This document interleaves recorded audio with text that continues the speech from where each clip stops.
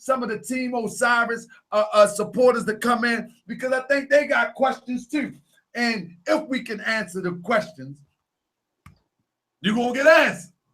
Most likely, the Moors have an answer. If it used to be an old saying, if it ain't so, if the Moors don't know, then it ain't so. But they used to say Mo. They used to say Mo. If the Mo don't know, then it ain't so. That's they used to say that back in the day. But I find it to be true. That's just me. Anyway, I want y'all to share this because we want to get those that have been following the Facebook dramatics about who won, who lost.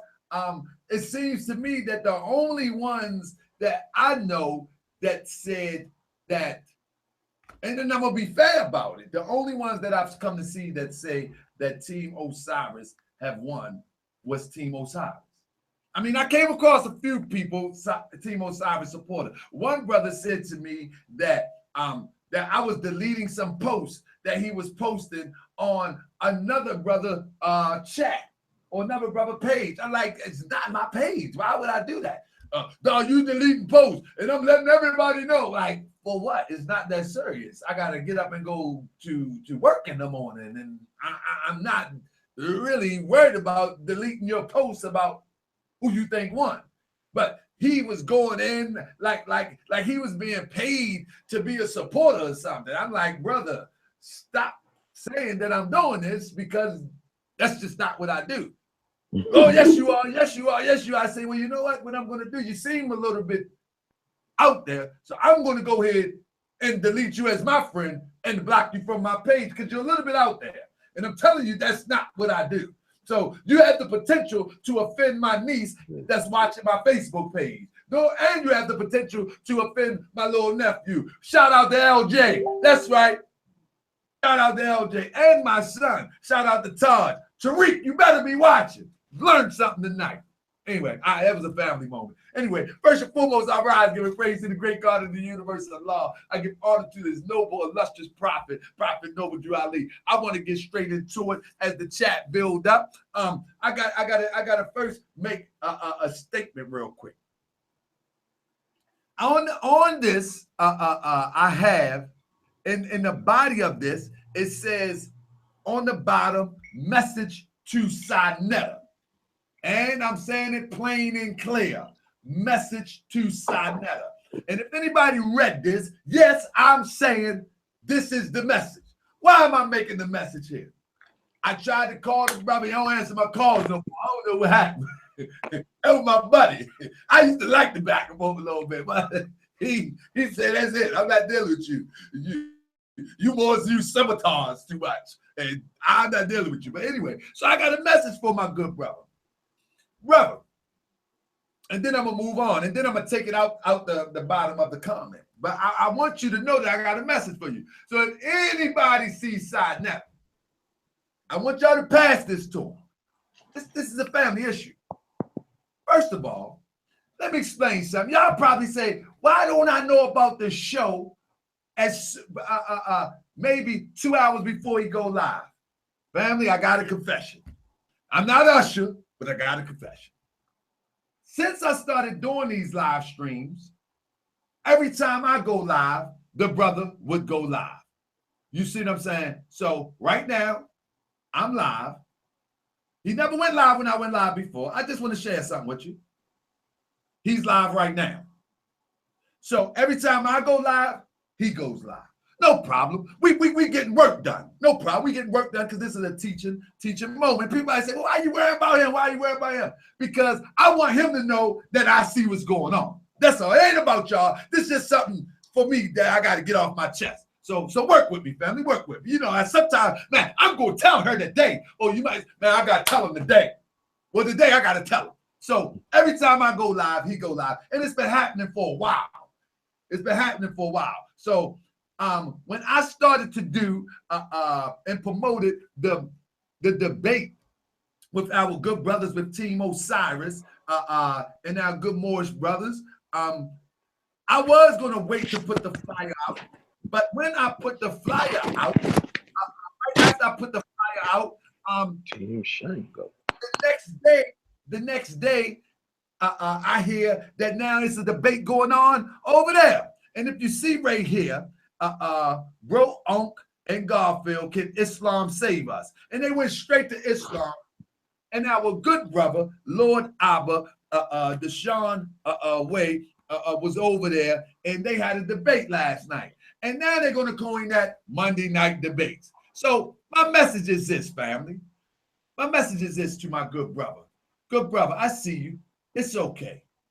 I looked up to you at one point for the dramatic and dynamic way that you brought the information to the people via YouTube and from 125th and beyond. And coming at the Moors and all of that was a motivation. But I like how you did your thing. But now they would say I'm trying to be like Saneter. Well, I'm gonna tell you now, you're trying to be like me. I'm the man, people. Now. So now you're trying to be like me. And it's okay. It's flattering. It's flattering, my brother. Carry on and be like me. So as I put up Morse World TV debate night, now you got something that's going to be Monday night debates, like Monday night fights. Well, guess what? All of that name calling ain't going to save you. That name calling ain't going to save you. These people are claiming to be scholars and calling each other bottom of the barrel names ain't gonna save you. Like I say, family, work with me, family. This is just me. I gotta get it off my chest. Please let me get it off my chest. But I want to say this, and I'm gonna wrap it up. I used to look up to you. You was the man. You was the man. I'm the man now. So what y'all stop saying that the Hawker Bay trying to be like Saneter? Don't be stop to Hawker. I done took over the world. Now, become more creative. Become more creative, brother. Make your own path, brother. You inspired a lot of us. But now you can't be. You got to be innovative. Be innovative. Do your thing, brother. It's okay. Okay. Anyway, with that being said, I love you, my brother. You won't answer my call no more. I wanted to tell you personally. I've been texting you. I want to tell you personally. We're going to move on now. Hey, family, thank y'all for working with me. I appreciate y'all. I just wanted to get that off my chest. It's been on my chest since I started doing these live streams. And every time I go live, the brother go live at the exact same darn time. But it's okay. We looking good. Okay. Anyway, with that being said, I got my good brother, Ishmael Bey, back in the building. I also have my good brother, Lasana Tunica, building. Brother Tunica, come on in the chat. Tell the people where you from and who you be, like ODB you say. You there, my brother? Oh, I didn't mute you. What's up? What I do? Your mic is muted. That's what it is. There you go. Islam more. Islam more. Now, brother, tell the people who you are. You know, people always asking about you when I do this show. When Tunica coming back on, and I'm gonna tell you now, I'm about to send Perfecto a message because Perfecto always asking about you. So while you introduce yourself, let me go ahead inbox Perfecto. Let them know you in the building. Praise Allah. Praise Allah. Yeah. And of course, first we rise giving all praise due to Allah. Causeless cause and rootless root from which all things have grown. Give the highest honors to his prophet, his thought manifested in the flesh, Prophet Noble Drew Ali. And of course, we give honors also to the forerunner Marcus Mosiah Garvey.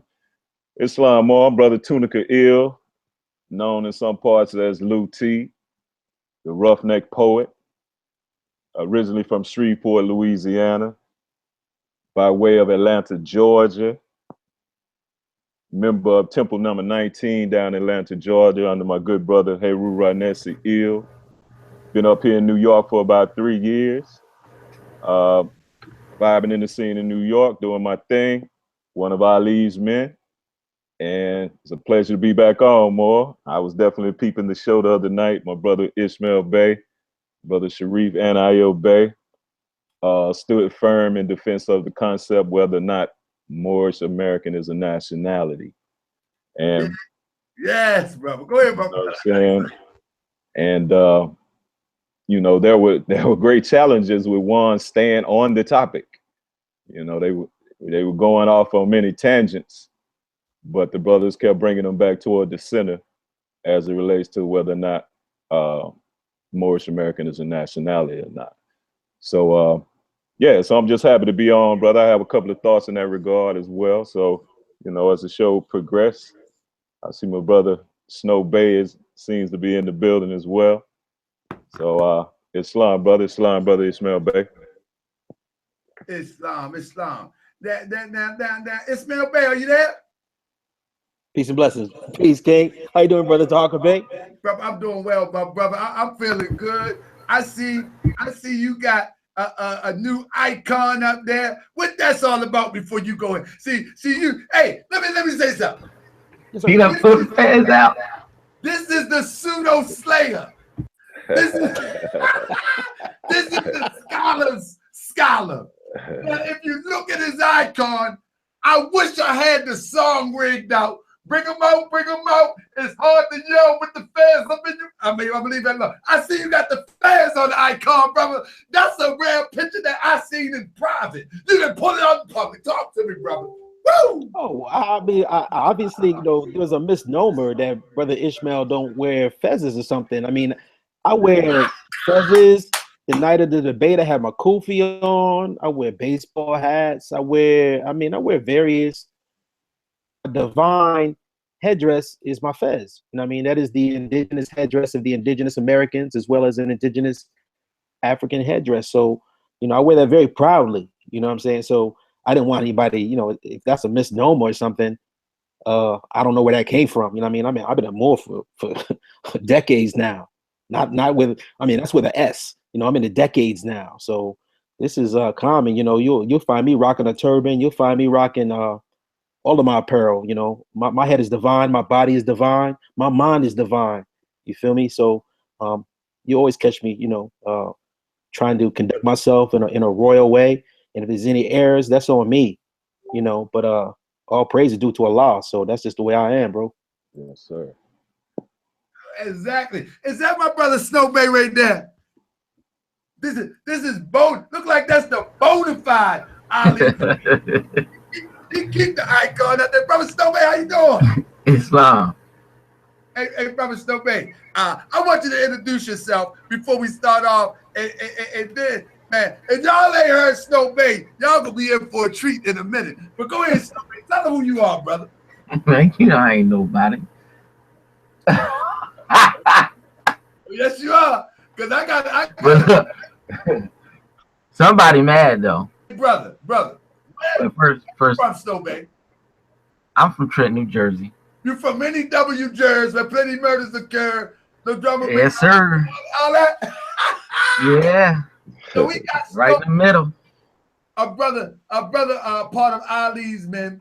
Now, I'm looking at some of these things, and we already got a question. According to both Ishmael Bey and Sharif Bey, in the debate, all of us are not Moors. And Ishmael Bey make this clear in the debate. So are we all Moors? Hold that question. I'm gonna write this down, brother. Hold that for a minute. Let me get my pen and my paper straight. And then we're gonna get into this. Sharif should be coming in soon. You know, Moors are industrious. And so we always up to something as it relates to getting our bread right and getting our community right. So let me write this. Are we all Moors? That's from the chat. And y'all can put it in the chat, and I'm gonna put the phone up in a minute. Now, I want to ask the master of ceremonies, which is myself, a question. And this question is, I just got a text from a brother from Team Osiris. The brother said, can he come in the chat? I'm going to leave it up to my brother Ishmael. Since brother Sharif is not here, I'm going to leave it up to my brother Ishmael to make the decision. It's up to you, brother Ishmael. Or do you want the people or do you want the people in the audience to make it, or how you want to do it? It's up to you, Ishmael. I mean, if it's up to me, I say, to bring them in after the Moors do their initial information. I love to be humble and to learn. We have bright brothers on here right now. We have Lasana Tunica L. We got Brother Snow Bay. These are my brothers and my teachers.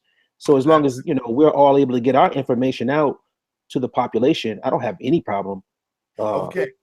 With anyone coming on the show. It's so your show. No. The thing is. Let me say this. I love. You know, brother Ish. We love our brothers, regardless of what they choose to believe or they choose to perpetuate. It's okay, But my thing is, as long as we don't cross the line of being malicious and disrespectful, I think it's always good, that we strive and try to build on the foundation in which we have found to save our life. I think it's always good, and sometimes we might bump heads, but as long as it don't get disrespectful. But I wanted this for the audience to be able to come on in and ask questions. And I know that my brothers from Team Osiris will respect the platform, but also I wanted to make sure that it's okay on your end first. And so that's what we're going to do. We're gonna go ahead and have this discussion, and I'm going to tell them to stand by. And then after we get this out, I'm going to let Amir know that just stand by, and we're going to get some questions in. And he coming in, and I asked him how many, and he said, because I talk about that in a minute. He said 3 of them. You know what I'm saying? So it's 4. So I gotta make sure my brother Sharif get in. He's busy right now, so give me a chance.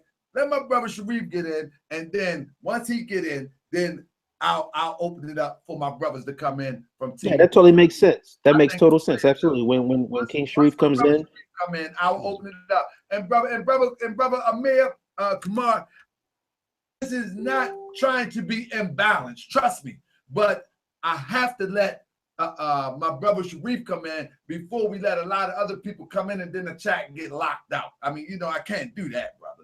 But you're gonna have plenty of time, and we're gonna keep it organized. No crazy cussing, no blows. Just keep it with the information, and we're gonna have a good time tonight, real quick. So let me get with the first question, and anybody can grab it. One of the first questions out of the chat was, again, he says this, and anybody can grab it if they want to, because this is about the audience, and then I open the phone up too. A brother, his name Kenroy Latang. If I got it wrong, I apologize. This is about the audience asking the questions. And if y'all are in the chat, tell me what you need to know, and I'm going to write them down before I open the line up. Okay, here we go.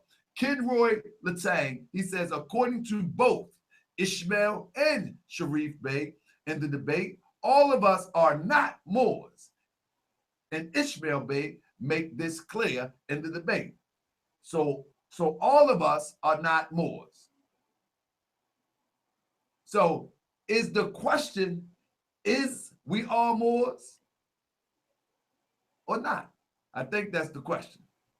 Okay, well, I think that's a very good question. Yeah, I wanted to make that clear in the debate because that's exactly true. When we're dealing with a debate, we're dealing with scholarship.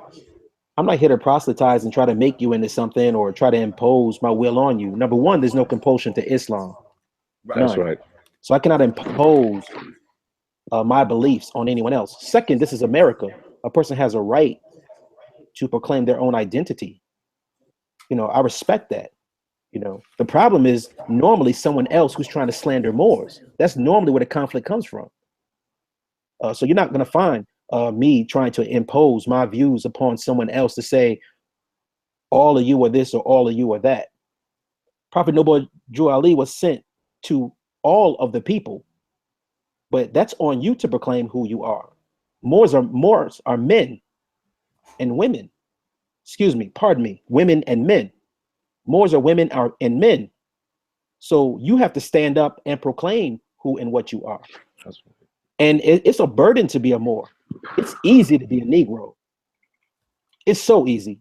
You get perks for being a Negro. So it's easy. Once you become a Moor and you come into your identity, you're responsible for what you know. And this is only made for women and for men. So that's the difference. You know, you could stay slack and you could stay a Negro and you could stay whatever you wish to be. That's totally your right. But no, everyone is not cut out to be this. This is for a select few. And for that select few, they stand up and they proclaim who they are. That's who I cater to. Islam. So we got one more question here. A brother War Ready, which is my guy. He been rocking with us for a minute. War Ready asked me a question. He says, and I like to answer this because it's a very simple question. I jumped the boogie. Hold up. My uncle came in. Hey, let me tell you something. See, what it is, hey, this is Uncle Matney McCoy. This brother, I gotta let him. Brother, can you tell the people who you are, where you from, brother? Let him hit. Listen. Be quiet, family. Listen. This is the upper baritone. Islam, brother, man. There you go.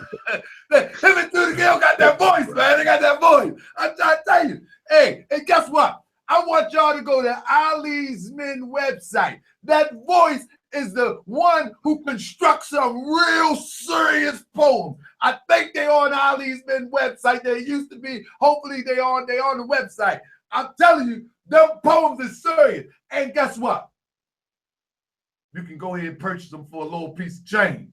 I'm trying to tell you, please go check out Ali's Big website. Come on, listen to the voice, imagine it on the poem. He should record it and put it in them recorded calls, and then he'd be responsible for a bunch of children, more children. But anyway, go ahead. My bad. Go ahead, bro. Islam, brother, man. Islam. Yeah. Just want to get on with the Moors. You know, first let me rise, give all praises to Allah, honest to His holy prophet, Drew Ali. Honest to you, brothers, and honest to the work, brother. Honest to the work you're doing, brother Taharka. You know, that was a magnificent debate you put on the other night. You know, brother, I thought they had put shackles around you or something and had chained you down to the seat, my brother, because you was like, you know, maybe they gave you some Prozac or something. I was like, is that brother Taharka? You know. But yo, it was a really good debate, man. You know, it was like 100 brothers to 2 brothers, you know, but you know, you throw a bunch of, you know, hyenas in there with some true killer lions, you know, the hyenas gonna get ate up. So that's basically what happened. Absolutely. Absolutely. Hey, brother, let me tell you something, bro. Man, what I really wanted to do, and I had to control myself, man, because I get amped up. I get excited about more science. It's my life. It's my philosophical approach to life. It's everything. I love it, and it's just it is what it is. Like a Chinese person or a Mexican don't have to try to be Mexican. It's just who they are, and I'm excited. Right. Yeah, it's just who I am. And with that being said, that I really wanted to hear true scholarship. I really wanted the people to get true scholarship without me interrupting and putting my little passionate emotions or whatever you call it. I really wanted true scholarship, and that is what we got. And I wanted to set the standard that if anybody that wanted to come here and have a conversation with any more that I rock with, and I'm gonna say it just like that, you're welcome to come.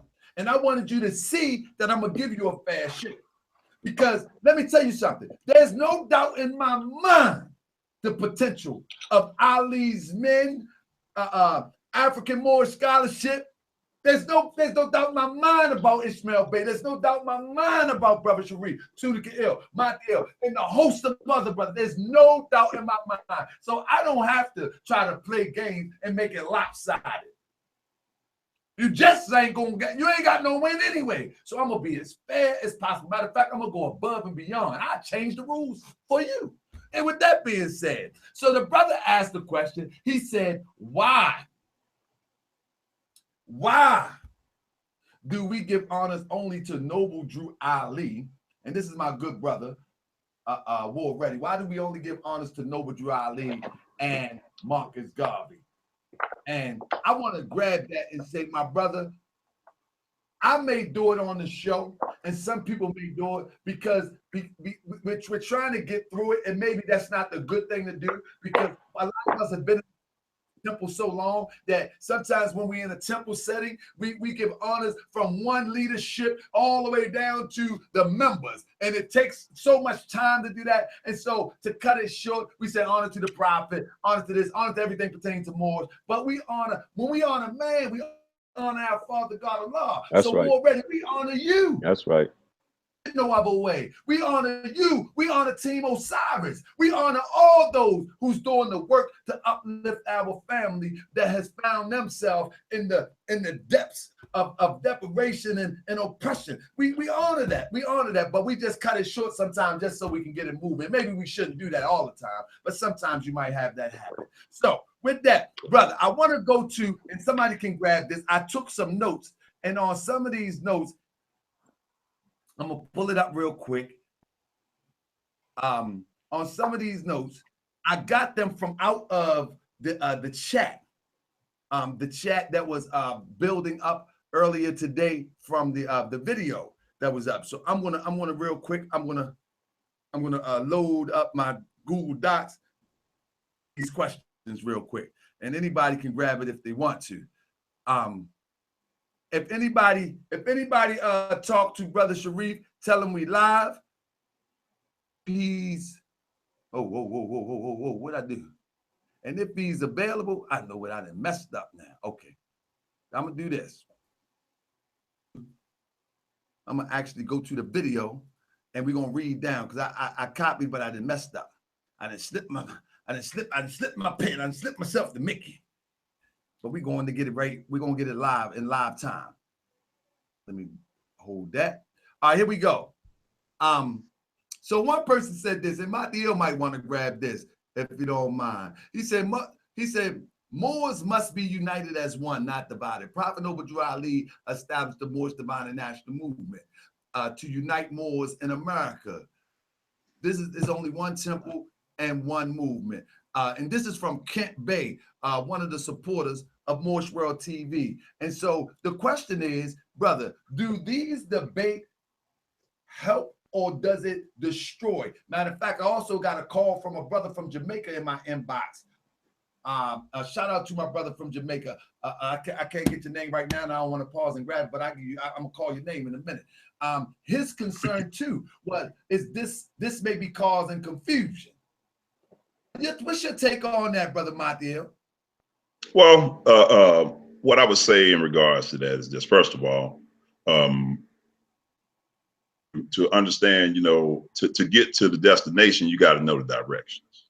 So what we're doing, what happened with that debate is it cleared up a lot of confusion, and what happened with the debate with Reggie, it cleared up a lot of confusion and what we are.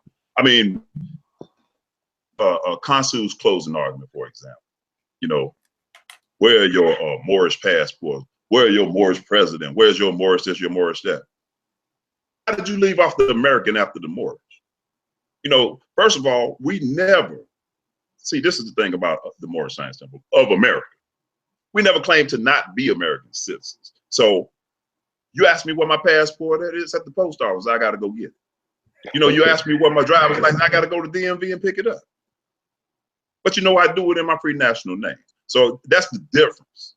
You don't ask an Italian, where your Italian passport office at. See, this is the understanding, between nationality versus ethnicity versus race. See, there's a lot of confusion. So I think that this helps to clarify,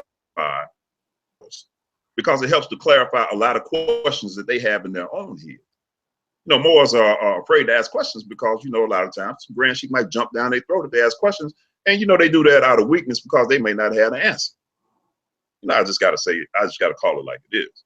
You know, a lot of times, you know, we depend on religious leaders to lead us politically. We depend on religious leaders to lead us financially. You know, just because you know a little scripture does not make you qualified to lead men. Not in all avenues.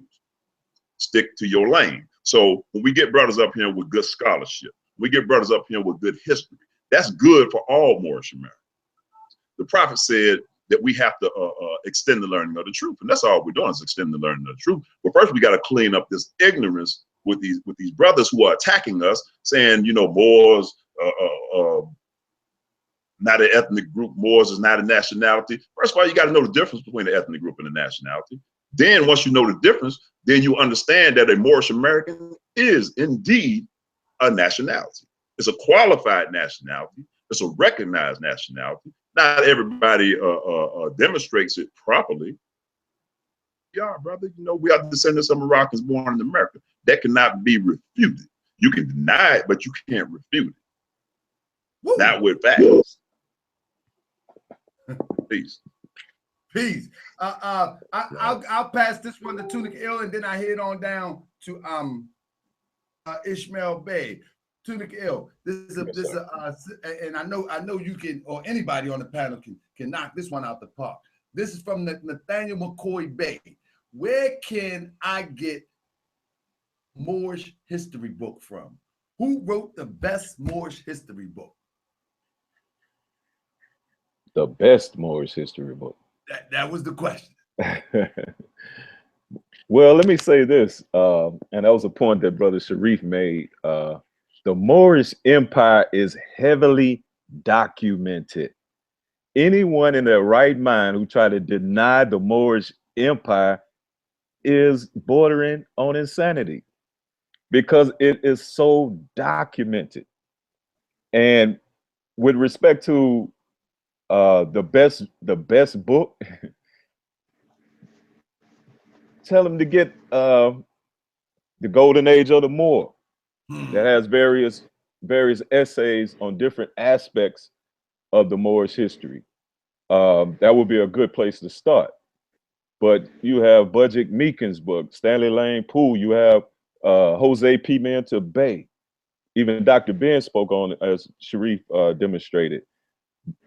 And within the last 20 years that we've been pushing this Moorish culture and history online, now all of a sudden documented research detailing the Moorish Empire is just cascading from every nook and cranny now. But you have to be about real research. And that's one thing we've been doing is this distinguishing between things that can be verified rather than some of the urban myths that's out there.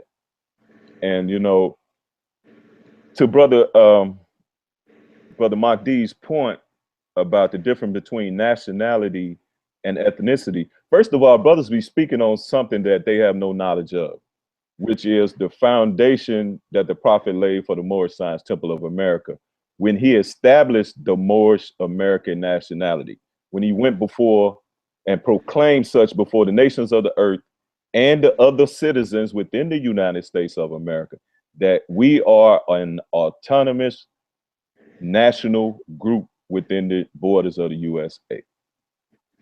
And if he said the Moorish American nationality began with the Moorish Parade in 1928, I was checking, and I'm gonna share this. I was checking all the nations on the continent of Africa, right? And I come to realize after looking at their foundings, their years that they were founded, that Moorish Americans, if you place us at the parade in 1928, we are older than all but 3 nations on the African continent. We are older than all but 3 nations on the African continent in 1928. Most of the nations that exist now in Africa are new. Yep. But these brothers have they have an issue in distinguishing between nationality and ethnicity. Every nation that's on the planet is multi-ethnic. you might think all Scottish are the same, but delve into Scottish society, you will see that there are different ethnic groups identify themselves. Various ethnic groups come together to form, let's come together and call ourselves one thing that unifies us, all these different tribes and ethnicity. We want to be unified. We can't be unified under 1,000 different things primary. So we choose one free national name to form ourselves into a nation. And then our ethnicity and how we express is individual. And that's going to vary from person to person.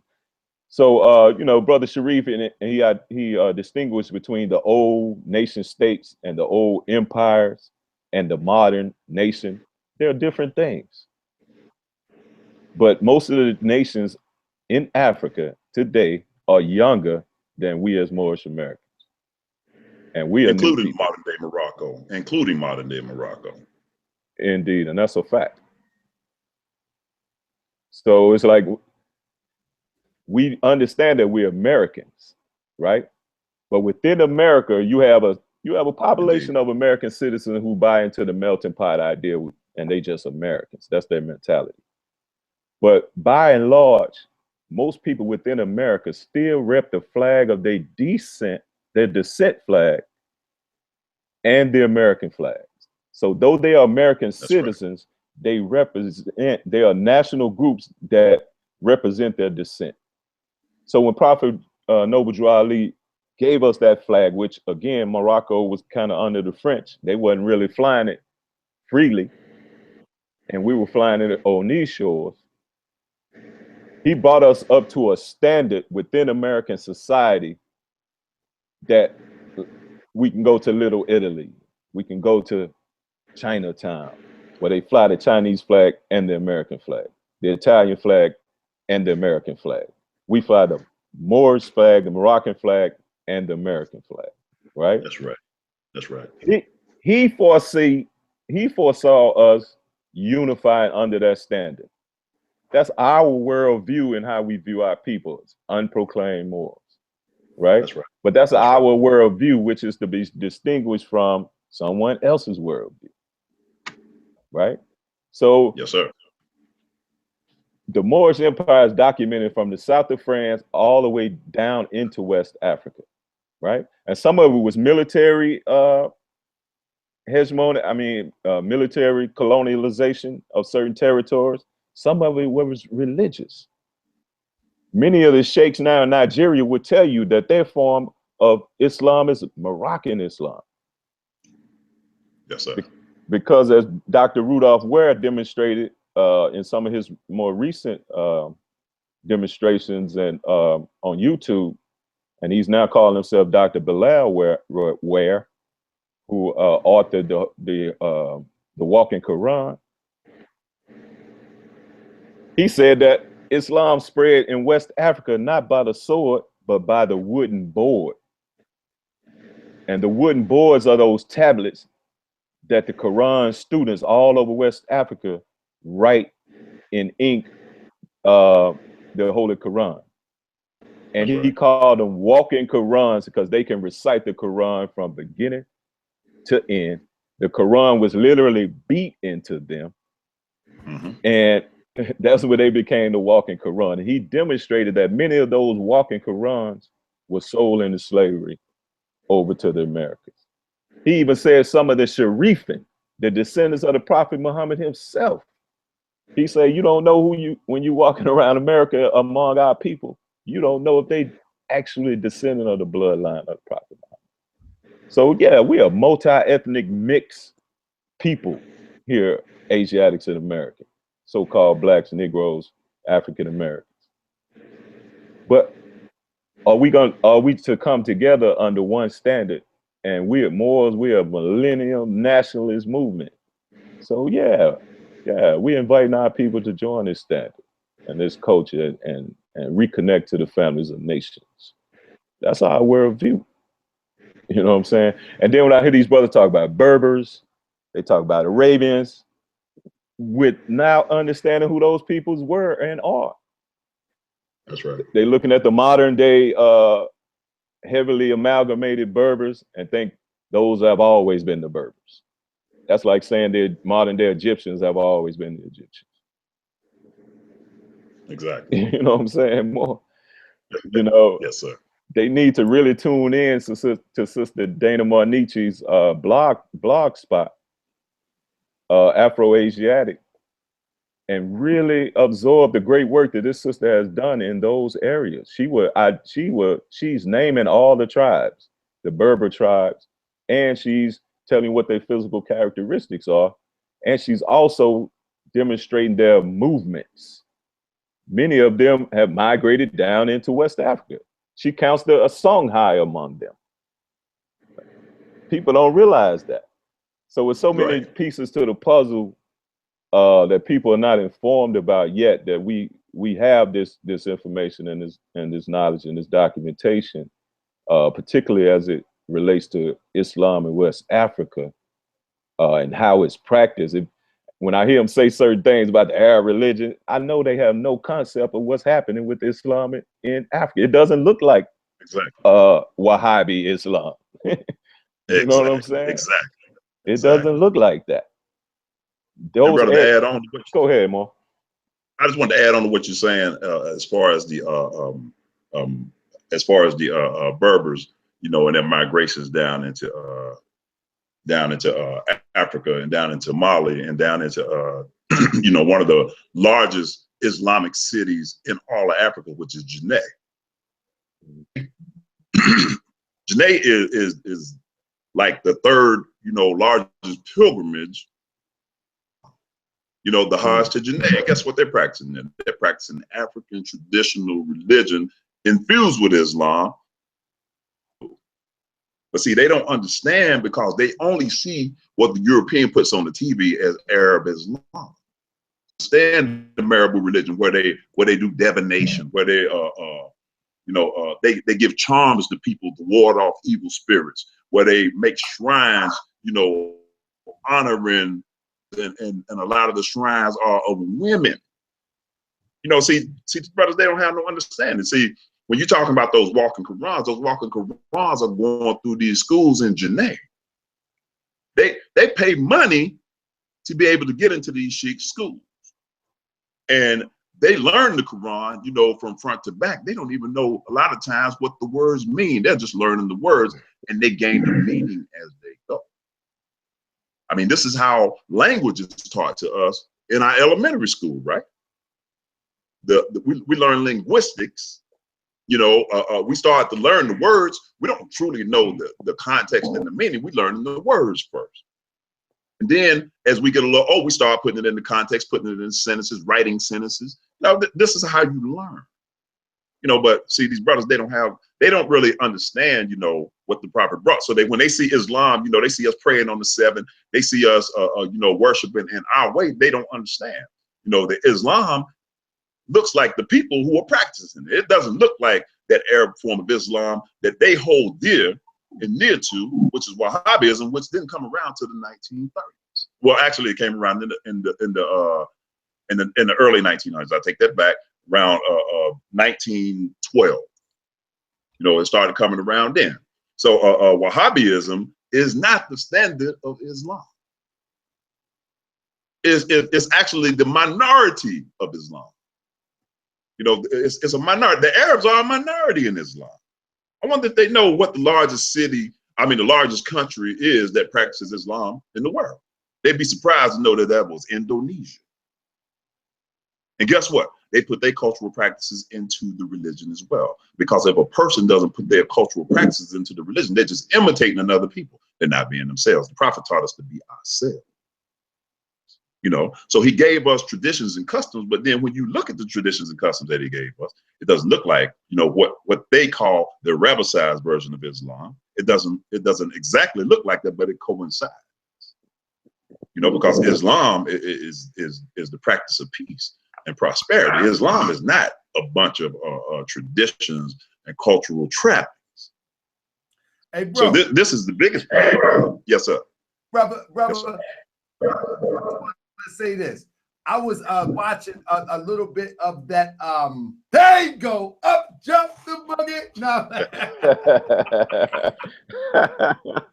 me pause for a minute. I'm gonna hold that thought. It's the grand champ of debates. He's coming in the building. Now we got the pseudo Doesn't look like he's fully on yet, brother. and the grand champ of the Doesn't look like he's fully on yet, brother. His picture's not up yet. Oh yeah, he's on. Look like the link might be broken. Oh, there you there go. you go. There you There you go. There you go. Meathead. Hey, scholar. Let me say this real quick. Hey, Ishmael, are you there? Yes, sir, brother. I'm here. Yes, yes, sir. Brother, you up next. After I had to tell, man, listen, y'all brothers was thrown. You ever see y'all your family? Y'all ever see like the circus where they throw them little juggling things and they throw them back and forth and they catch them just precisely?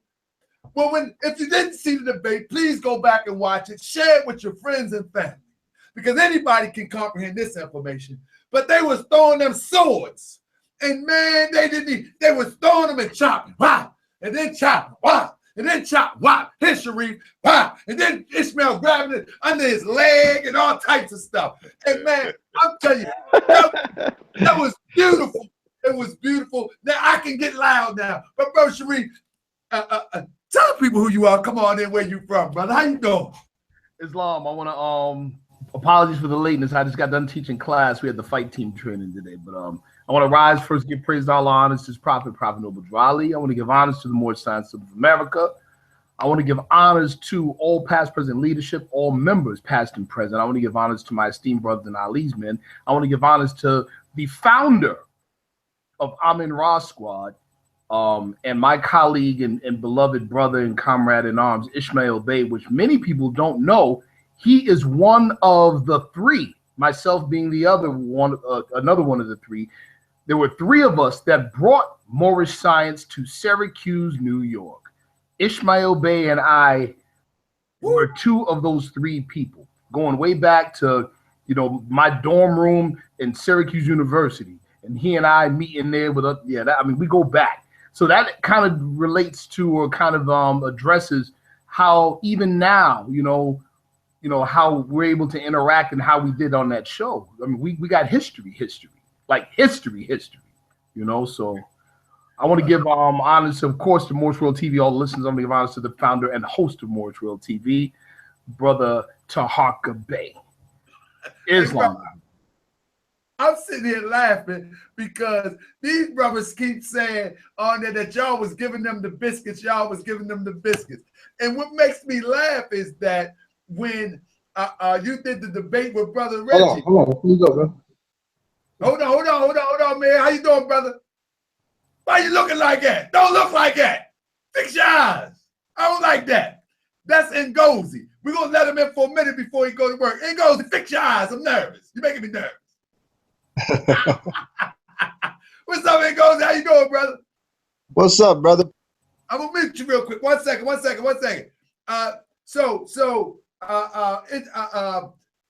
Brother Sharif, you made a statement just because you put biscuits in the oven. Or just because you put kittens in the oven, don't make them biscuits. And so in the chat, that they keep talking about biscuits tonight. That y'all giving them biscuits or something. But anyway, Ngozi, brother, before you came in, Ngozi had inboxed me and said he want to come in. He's not going to be disrespectful. He's not going to be out of order. But I wanted to wait until you came in first, with all due respect. Because we want to talk about what was talked about last night, and we want to do this for the viewers. This is not another debate. Obviously, the debate was done. I think the viewers were satisfied. Maybe sometime in the future, there's another topic worthy to be addressed, and that's fine. But for right now, only just to give a brother a minute, and Team Osiris to say they just do. But I wanted to get you into the chat first. With that, my brother, let me head on over to Ishmael Bey real quick. And then in Ngozi, I'm going to get you in because I know you said that you have to leave.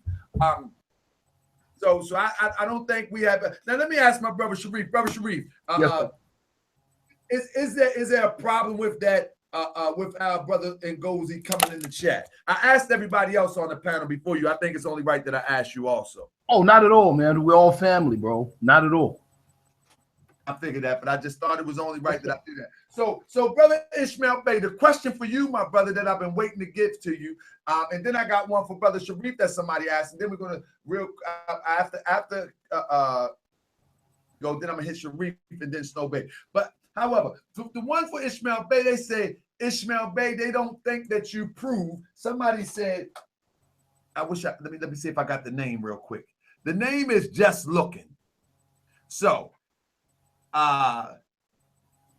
Bunch of slave was Angel Moors. Oh, the Moors did not prove. This is Just Looking. Just Looking on the chat. This is what you said. You said the Moors did not prove that the word Moor is an indigenous term.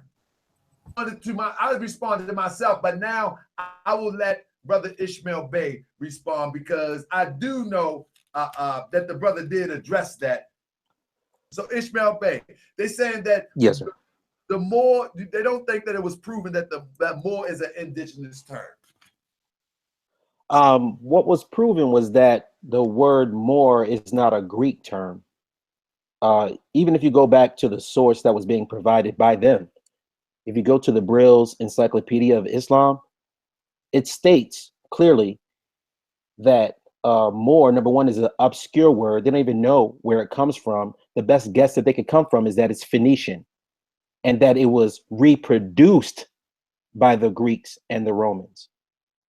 So it being, even by their source, a Phoenician word makes it African. So that's the fact of the situation. And it says that it was a name of the used by the locals. So that means that the locals were already using that particular term, and then it was picked up by the Phoenicians and taken from there. So that's from the source. Hey, I gave the short version of that on the chat, but brother Ngozi, before I go to brother Sharif, and because I just because you did tell me that you would have to leave and you can't stay long, brother. So what do you wanted to bring to the table, my brother? I wanted to get something correct, and I don't believe that you guys won. I think you guys had good information, but y'all didn't win because you never proved the point to me. What Ish presented was two people who was classified as Nar or Moor that was in Louisiana. That doesn't mean that that's you. And I think Ish know what he's doing. Ish also know that the word Moor means black. He said it numerous of times. It's a description. Another thing too, I said, because it was a lot of confusion, they tried to swindle and play games and say I was sounding contradictory. I said originally what Ish just said, and you guys can go listen to the show. I said the Phoenicians used that word first. So you guys got to remember, Ngozi is a Moor. I'm a black practicing Muslim. I practice a Sufi form of Islam from Senegal. Anybody that knows me is aware of that. So what Ngozi said is that the Phoenicians used that word first, and it meant Westerner, explaining the Mari tribe. And later on, the Greeks used it. And I also talked about Old World Latin, Molinos, which you get the word melanin from, and Madros. That's what I said. And I said it was used. Let me just say this, brother. I mean, I'm sorry, this is your show. Go ahead, King. Because I ain't got that much time. I just want to catch that thought real quick. I think the conflict came, brother, is when Khonsu said it was Greek and you said it was Phoenician. Right. So y'all said two different things. No, this is. Hold up, it goes. Is that reasonable for somebody to point that out? That Ngozi said it was Greek in origin. They even pulled out the dictionary. They even pulled out the etymology offline and try to prove it was Greek in origin. And you said it was Phoenician. Is that fair, brother? Come on. No, brother, this is what I said. Is that fair assessment, brother? No.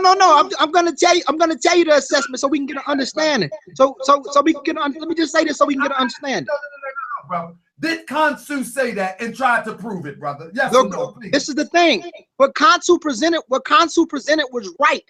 That later version of description, in the sense of black, was a later version bro, this of is what Greek said it was. Bro, and then I'm gonna go to Khonsu. Stop for one moment, brother. That's a fact. Khonsu, let me ask you, brother. Let me read it to you. Let me ask you, brother. Khonsu, did not you said that the origin of Moor is Greek, brother? That's right. Yes correct. or no? That's correct. What you said. There we go. Now that's the bottom line, brother. We can chalk this up real fast. And my brother, with all due respect, Ngozi, you said the origin is Phoenician. But now let's just leave that right there and carry on what you were saying, and we can get back. I don't want to get into a debate right here, brother. I'm gonna let Constance talk. Well, yeah, Tahark, I want to make this really clear, really quick. If you read the definition and the etymology under the definition, it shows what is called morphology in linguistics. The Greek and the Latin were transmogrified simultaneously. The term Phoenician is only a biblical term. There is no historical term Phoenician or an island or land mass called Phoenicia. It's only indicative to the Bible. So when you look at the etymology of the word, if you look at the definition that I showed, you see Greek, Latin. You don't see a change until Old French. That's why you have an arrow under it, because the Greeks and the Latins were saying models, and the Phoenicians were a vacillated kingdom of Rome, and they spoke a form of Roman language as a pidgin language. But that wasn't the subject matter of the show. Oh, so no. I don't want that to be disparaging. That's why I said I gotta get my brother Sharif in. That's why I said. Oh, no problem. No problem. Brother Ngozi, real quick, take a few minutes and make your assessment so I can bring my brother Sharif in, and then I want to bring brother Ngozi. Ngozi, Kansu back in also. Okay, I wanted to say this. When my brother Kansu presented with the later version of more in the sense of description and Greek origin, is factual. But here's the thing. What my brother presented is actually fact, but the term Phoenician is a Greek term that they gave to Amorites because of the purple attire that they wore. The Phoenicians were Amorites, and they were Semitic speakers. I'm going to read something to you right quick. And the Greeks and the Phoenicians had a strong connection, because remember, the Phoenicians' paternal lineage is connected to the Sea people. The Phoenicians was nothing but Sea people, which came from Crete, which discusses the Greeks, and Amorites from Western Asia, which means Westerner. Now let me read something right quick to explain what I'm saying. The term Moor that came in before the Greeks came in, because remember, the earliest case of Phoenicians coming into North Africa was 800 BC. That's what I said. In 600 BC, we found a small case of Greeks coming in before Herodotus in 500 BC. But let's look at this right quick. This is from Matilda's blog or anthropologist site, which talks about the origin of the word Moor. Now, here's what it says right here. It says the origin of the word Moor. The word Moor means west. In modern name, hold on, my computer went down. 1 second. Hold on 1 second. Now, it ain't even gonna take me that long. Hey, brother, with all due respect, remember that I'm going out my way to let you come in. Thank you. Thank you. But I do want to get the brothers in also. Okay. Brother, so go ahead, you good. Oh, okay, I just want to say this. The term Moor meant west to the Phoenicians. Mahdi, this is where you get the word Maghrib from. Maghrib in Islam, Maghrib means west. And this is also similar. When the Greeks came in, they looked at the word as moros or madros, which meant scorch, which means dark. So what I'm saying is that it falls in line with what my brother Consul was saying, because I don't want the panel to think you're teaching confusion. I'm trying to tell you that even if the Phoenicians wasn't called Phoenicians because of their purple attire, these Western Asian Semitic speakers described a Western Berber or a fur people that lived in the Sahara. That's what I'm trying to explain. Okay. Is this fair to say, though? You're saying that it's indigenous to our people. I would say that, no, I wouldn't say that it's not indigenous. Hold on. No. This is what I'm saying. Hold on. This is what I'm saying, Brother Talk. I want to make it clear. It's not indigenous to our people as a whole. We were stolen from multiple tribes. That's not what I'm saying. We're talking about the word now. The word that said is indigenous to the Amorites. That's our people. No, the Amorites are not our people. The Mari and the Amorites are different people. The Amorites come from the Arabian Peninsula west of that desert. They're not our people. They're Afro-Asiatic speakers. They have African ancestry genetically, but overall, brother, you're saying the same thing. You said they're Afro-Asiatic speakers with indigenous. But listen, brother. And Ish knows this. Ish is aware of genetics. Every Afro-Asiatic speaker is not related to an African. What I'm saying is that the language family, which is classified as Afro-Asiatic, has people that is not genetically related to Africans. The language stratum comes out of Africa, Proto-Semitic, which came out of Africa 7,000 BC and 7,000 years ago, went over there. But the people amalgamated with nomadic humans that was already lingering around for thousands of years. What I'm saying is that the Mari who lived in Mauritania, who were later described as the Numidian Empire, a few of those people used that name, and it meant West. It has nothing to do with multiple tribes. All of us were not called that. This is what Ngozi argument is. And again, Ngozi is a Moor. I don't know if people understand and realize. That's why you can't say that Team Osiris took an L, because it wasn't no L, because no one proved the point. That's all I'm saying. Okay, all right. Now I'm gonna go to Brother Sharif. But Ngozi, I must say this, brother. I must say this. I've looked on Team Osiris YouTube channel, and majority of people on your channel supported Ishmael Bey in the confrontation or the dialogue last time. Then on this channel here, yes, it's a Moorish channel, but they supported, I mean, hands down. I didn't see that on I didn't see that on Team Osiris channel. I didn't see that. I didn't see that. Check out the comments. I can pull it up and I can quote some, but nevertheless, pull them up. It's not. It doesn't really depend on what you say. It's what the people say. The people are receiving the information. So, but most of the people that saying it is Moors, though. Most of the people that saying it are Moors, and they religious. Religious Moors are going to vouch for y'all. That's a fact. Bring your supporters in, then, brother. I'm here. I'm here to support. My supporters are here. Yeah, I'm here. Let me get my brother Sharif in. Let me go. And I can back what Ngozi just said with the proper encyclopedia. I gotta get my brother Sharif in real quick. Brother Sharif, are you there, my brother? Yes, sir. I'm here. So the question is, one of the questions for you was, yes, where did you obtain the source from more slaves, and how can it be qualified? The reference where you used, I think it was a clipping. Where can this is from the Chosen Few. Oh, sure. Hold on. The Chosen Few. And matter of fact, I'm gonna show you what the Chosen Few said. Matter of fact, the Chosen Few said, I like Team Osiris and I watched their videos. However, they lost the debate. That's just my opinion. I mean, this is not a Moor. It's all Moors don't watch this channel. It's a lot of Moors, but a lot of these comments are just from, I don't know if they Moor or not, because you can't tell. There's no elevate. But I mean, maybe your presentation was it did lackluster. I don't know, but that's just what the people say. Give me a second. I'm pulling up the okay. Snowbay, are you there, my brother? Brother Sharif. Yes, sir. Can I read this real fast, or y'all don't got no time? Because I'm about to go to work, and so I just want to read something real fast. Do your thing. Okay, this is what it says. The word Mahar, a modern name of North Africa, means the land of the western sunset. Prior to that, more recently, the national of North Africa was also known as different names. It was a Phoenician term, and later Greeks used it to describe the dark skin that the men had. But the word is a description or a tribal name based off the Mari tribe that once roamed the Sahara. So what I'm saying is that it meant Westerner, and it's a Phoenician word. And the Phoenicians, as I said, were Amorites mixed with sea people. They already had relations with the so-called Greek, the sea people came Greek, and they was in the Middle East prior before a lot of the origin groups even came to be. So that's all I wanted to say. Okay.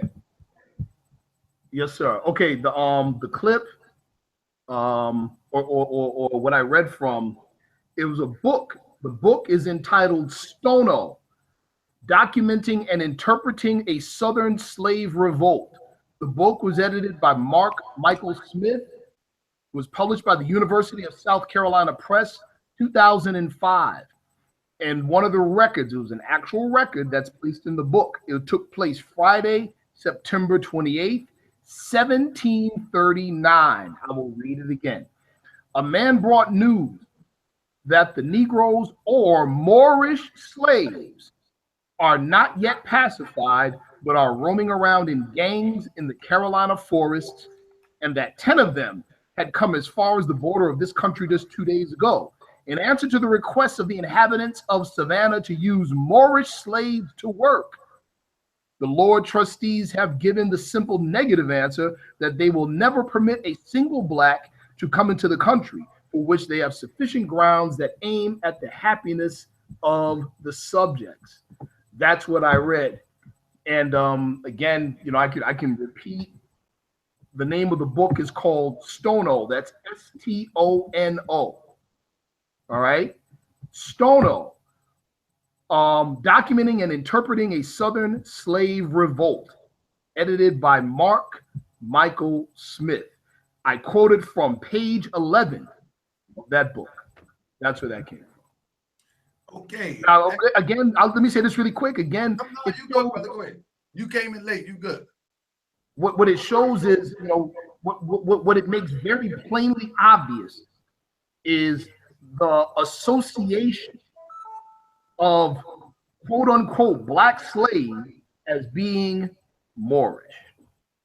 Now we can argue, and I mean that's we've already dealt with it already. We can argue that Moor means black or doesn't mean black. Actually, as our esteemed brother just said on the opposite side, it doesn't mean black. It means Westerner, according to the Phoenicians. So, but either way, what we have here is a direct association with people that we would normally, or that many of us would call black, and they were slaves. But these people were calling them Moorish slaves. The difference between the term black and the term Moorish in this is that one has a cultural heritage attached to it and one does not. Peace. Peace, peace. Is my brother Snow Bay there? Yes, sir.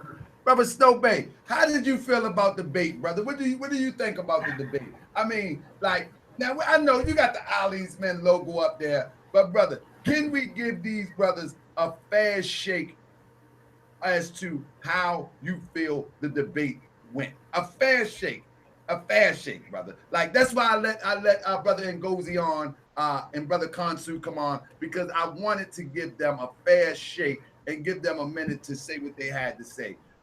But brother, can you give them a fair shake and tell us a fair balance to what you think, how you think the debate went? And competitively wise. It was a good debate. It was definitely a good debate. It was excellent. They presented good information. However, the information that they provided did not disprove the point. So if you're asking a question about Moorish nationality and the point was proven, evidence was presented, your evidence would have to not only like discredit that, but you would like your evidence would have to prove that Moorish American is not a nationality. Right. And they didn't do that. So got you. I mean, it's plain and simple, man. Man, brother Snow Bay is short and straight to the point. Other than that, man, Snow Bay might be digging in his satchet and coming with Snow Bay right there. I just seen somebody else came in the chat. Who was that? Good brother Joseph. Your name is under Joseph. Who is that? Everybody, brother Joseph, man, part of Team Osiris. Okay, my brother. I see you got the link. What you have to bring to the table about the debate? A serious, real assessment, brother. Let's keep it short so we can get everybody in real quick. What do you think, my brother? I think the debate was good. You know, I think it was a good debate for anybody that was listening. They was learning something.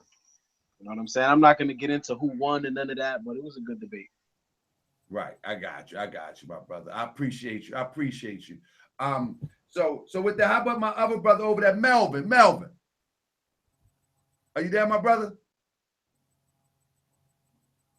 Brother Mel, I'm trying to get Team Osiris on the ride. Yeah. I'm here. I'm still at work, but I'm here. What do you feel about the debate?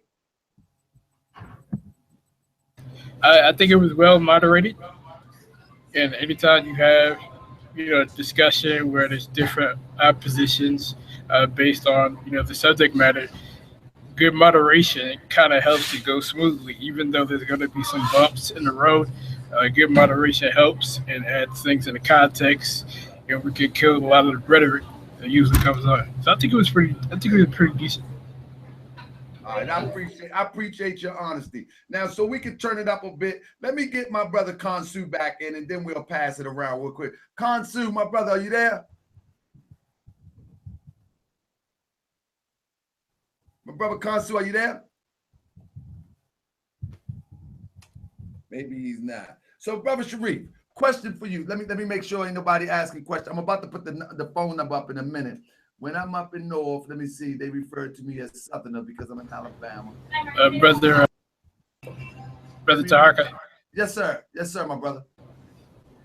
I do want to show the proper encyclopedia, the E.J. Brill's Encyclopedia of Islam. There's a newer edition, and I have that. I can share that on my screen and show you what it says under Moors.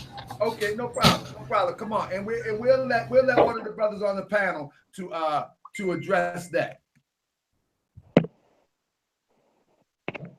Hold one moment, brother Kansu. We got Melvin about to share a screen real quick, and then I'll get back to you. Kansu going in and out on me. Okay. Okay. Can you guys see my screen? Yes, sir. All right. First, I'm gonna go to the front page. You see the Encyclopedia of Islam.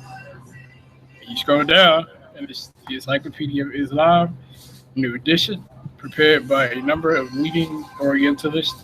You got Bosworth, Heinrichs. This is volume 7. And it has E.J. Brill at the bottom. This is an updated encyclopedia. So I want to go to the right page. Where I believe.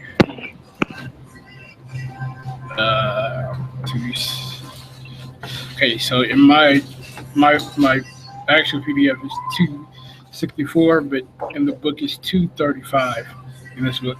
And in there you see Moors in Arabic Almar. I'm not going to read the entire thing, but I want to go specific here so I don't waste anybody's time. It says that the origin of the term Moors is not yet clear. It does derive from the Semitic Maharim, aka the people of the West, or from the Berber. What it's saying here is that the root word of Moor is Semitic. The root word of Moor is possibly Semitic or Berber, or you guys were mentioning Phoenician earlier. Right. But the root word itself means the people of the West. So I want to make sure everybody can see that. So if you compare that to the Greek, and I want to go back down here, still under Moors, and you look here on the side, and it says, in Spain, oh, you guys are following me. In Spain, Mari became morose. And it was under, yes, go ahead. Do you realize that what you're saying is that that is from the Semitic people is our people? Do you realize that? I want to finish so that I want to add things in the context. So that way I can properly admit this. So we don't want to get stuck. Yeah, I do. I'm going to be really quick because I'm at work and I have to go. So I want to be really quick. So let me adjust this and then I'll tell you my wrap up. Just really quickly. I'm not going to be long. So it says here, the term Mari became morose in Spain, and it was under this name that the inhabitants of that peninsula designed the Muslim conquerors during the whole period of the Muslim domination. You see the years there, 711, 1492. The term morose has been adapted into the languages of Western Europe, and the words that came out of that adaptation are Marin, Marez, Marie, Mohrin, and the proper spelling of Moors. So here's what I'm saying. Linguistically, the word Moors is a Greek in origin.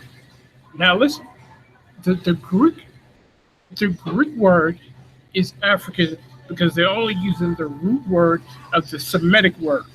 So the origin of the word in its proper context is missing. It's not properly unknown, but you understand that the root word is Semitic. So what they've done is they've taken the root word and they've made an entire translation out of that root word. And from that root word and that mistranslation, you have Moors. So it is Greek in origin, but the Greeks got it from a root word, not the complete word. Origin means beginning. Yes. You're saying that it's Hold on. I'm not gonna allow somebody to question my intelligence and really try to pull something over on me. Hold on. Let Ishmael Bay go in, because brother, you just said two things of opposites. You just say it's Greek in origin. How is it opposite? Hold on, let me get a word in. Ishmael Bay, go ahead, my brother. Yeah, that was slick. Let's make this clear. Come on, Ish. You're not speaking to the general population that you're used to talking to. Now, the question was Greek in origin or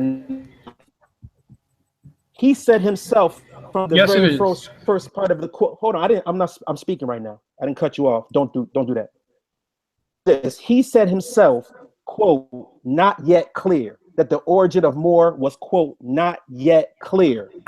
So you cannot clearly make the statement that more is Greek in origin.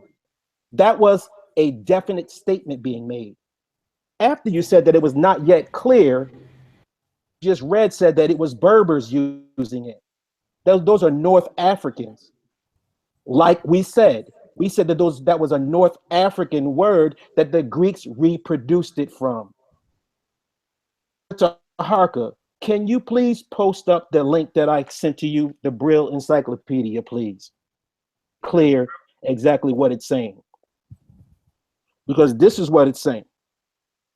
Okay. The Brill Encyclopedia is saying, let's see, it says more.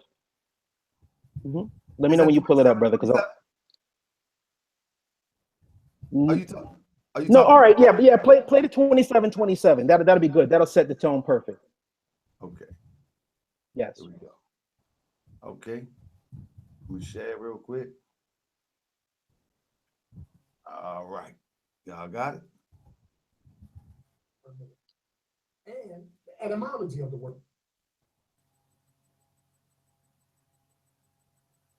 Western African Muslim people of a mixed Berber and Arab descent. I want everyone to keep in your thoughts, or if you're taking notes, a member of Northwestern Africa.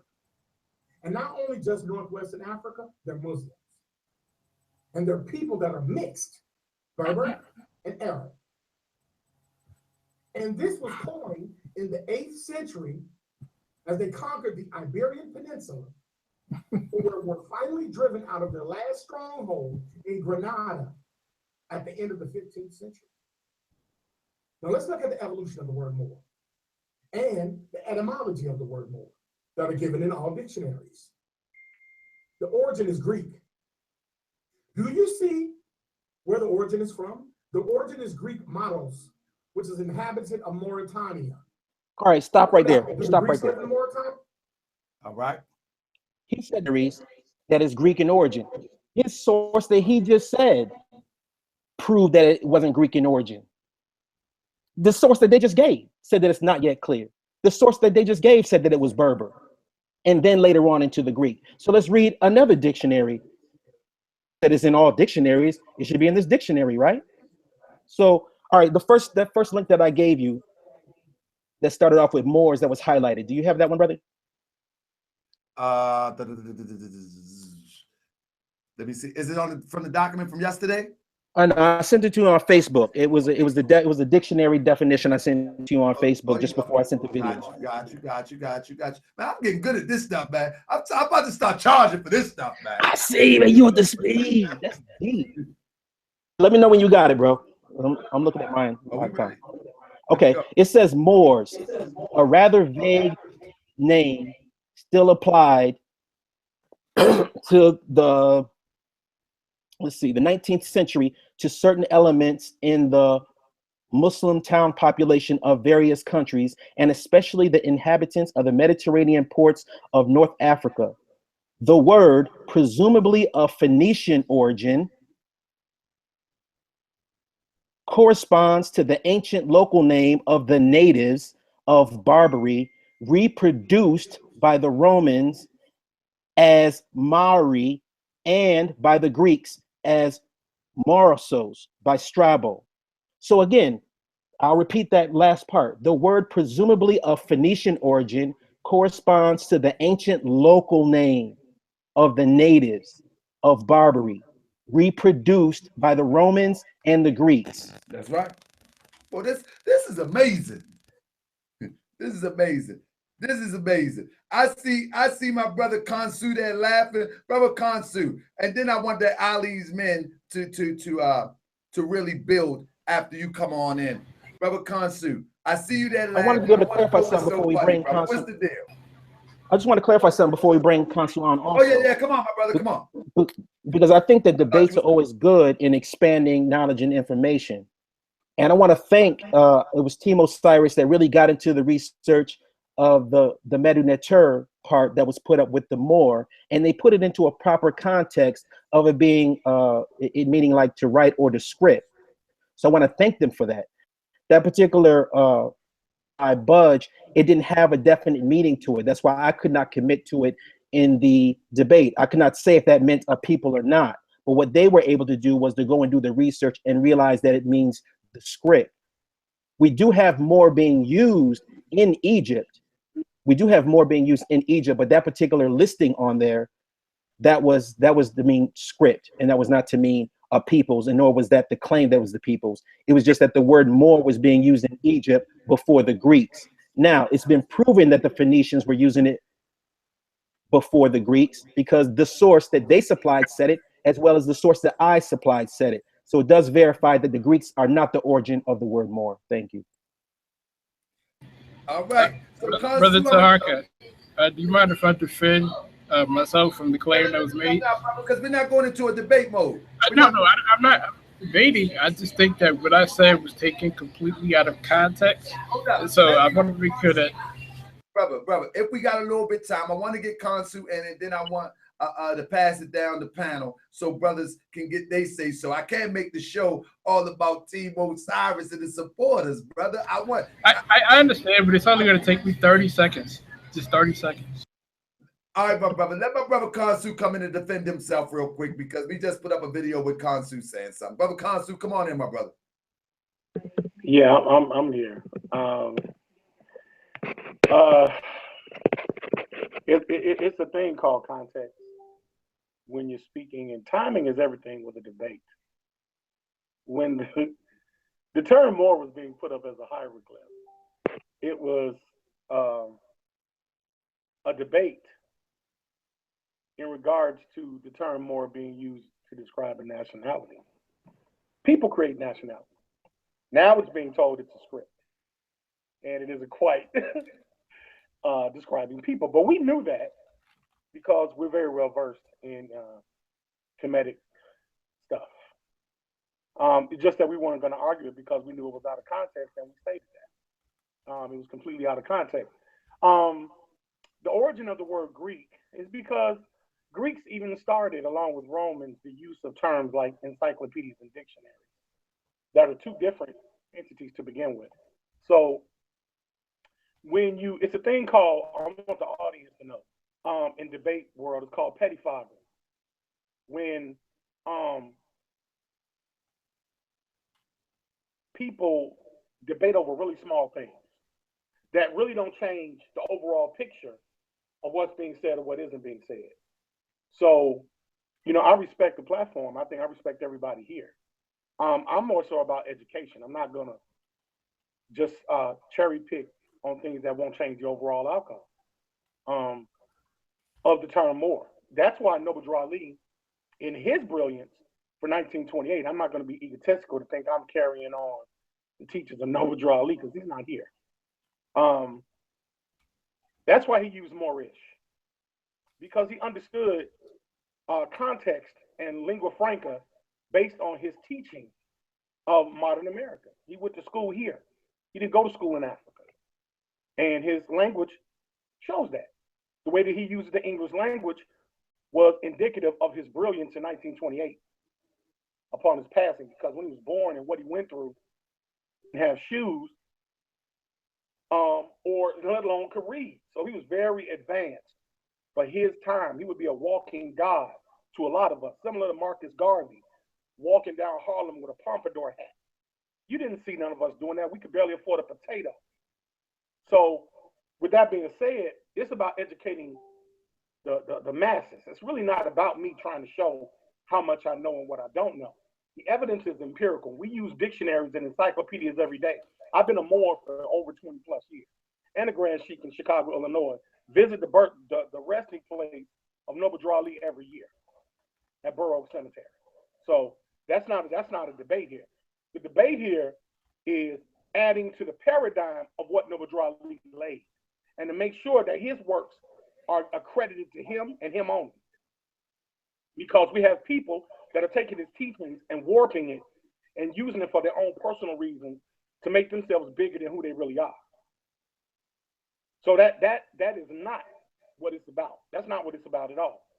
When we're talking about this term Moor, and we're using the term Moorish, what we don't understand is people are getting in trouble behind this stuff because they really don't know what they're doing.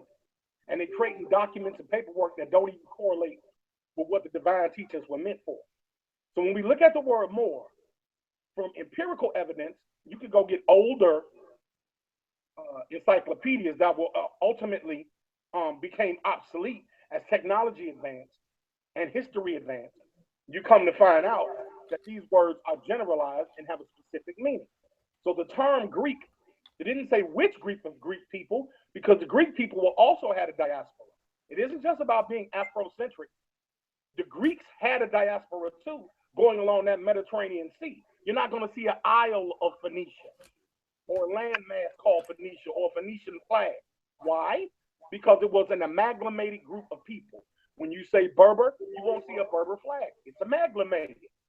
So the dictionary generalizes it to give credence to the fact that anthropology evolved. At this particular time, we can see that it's Greek in origin due to the fact that it's Semitic. And when we talk about those Semitics, we go into Orthodox Islam.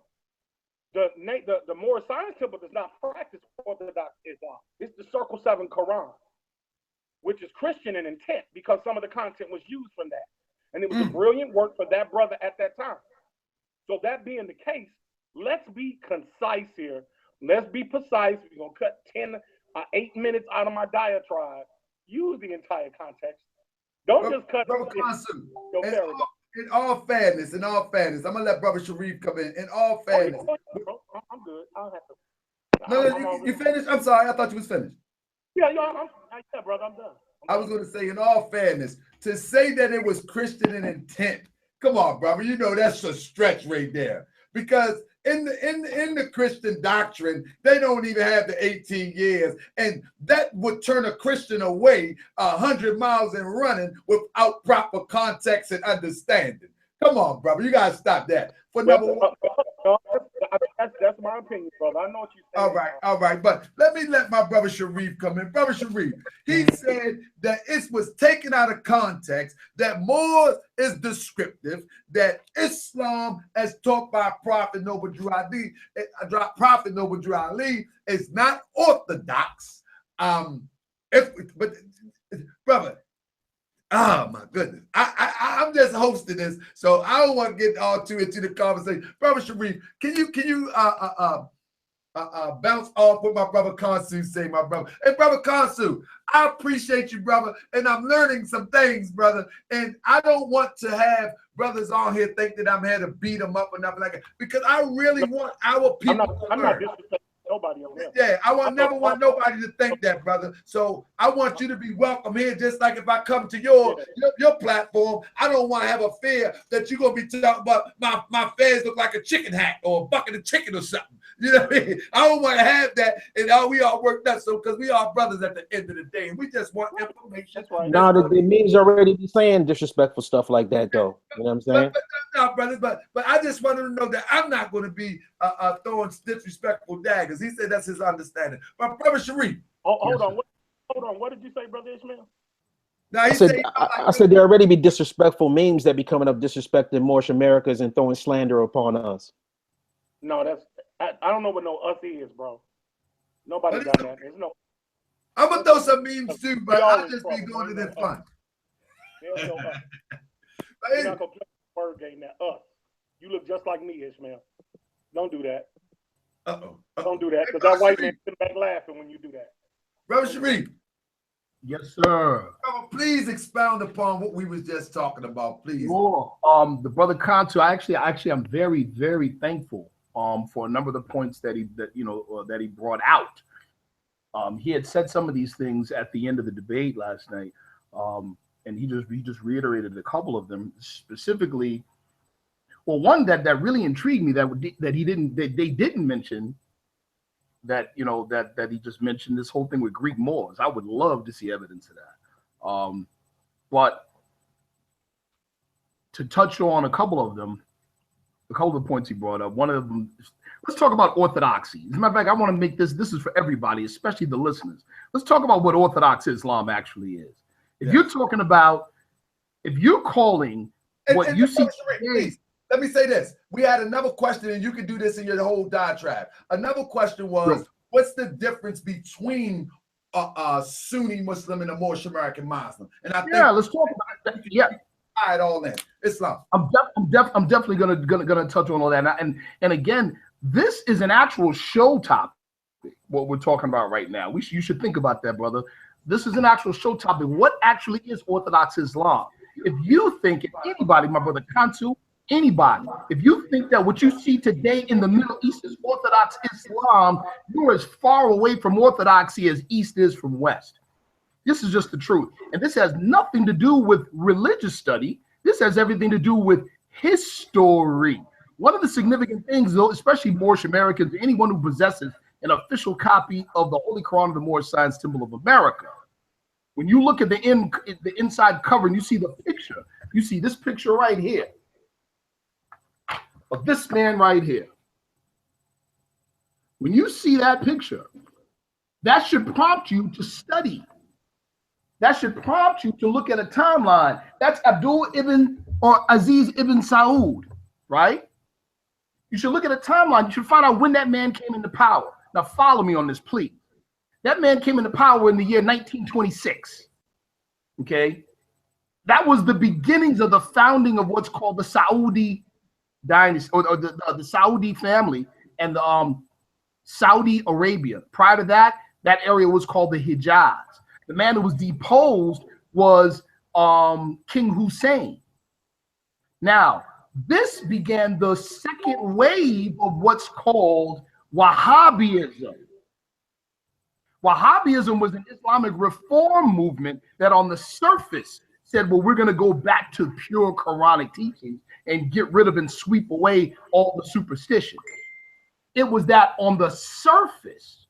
But what it really was and what it really is a movement to destroy the real and solid organic Islamic current that civilized the West, that brought all the science and all these things to the world.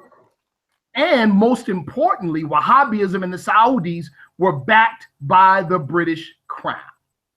That is a usurpation of Islam. That is the main reason why today Islam is not like it was when our forefathers had it. Islam today is not, those people today are known more for the natural resources under their feet than for the revelation Prophet Muhammad gave. And that's just the bottom line. What you see today in the Middle East is backed by the British Crown and European interest. That's why they say our favorite, Saudi Arabia is the number one supporter of terrorism, yet still has favored nation status in the West. Figure that out. So, I mean, again, we can go a long time on this, and there's a lot of information on it, but let's just say that the Salafiyas and the Wahhabis are not orthodox. What you see is not religious difference. What it is political and social difference masquerading as religious difference, and it is not Islam. This is the fact. As a matter of fact, what Islam looked like, the complexion of Islam during the time of the Prophet, and this was in the late 1920s and 30s, looked more Indian and more American than it did Middle East. That's just the fact. And this is a history lesson, ain't even a religious lesson. But we'll go. But you know what? Let's talk religion for a second.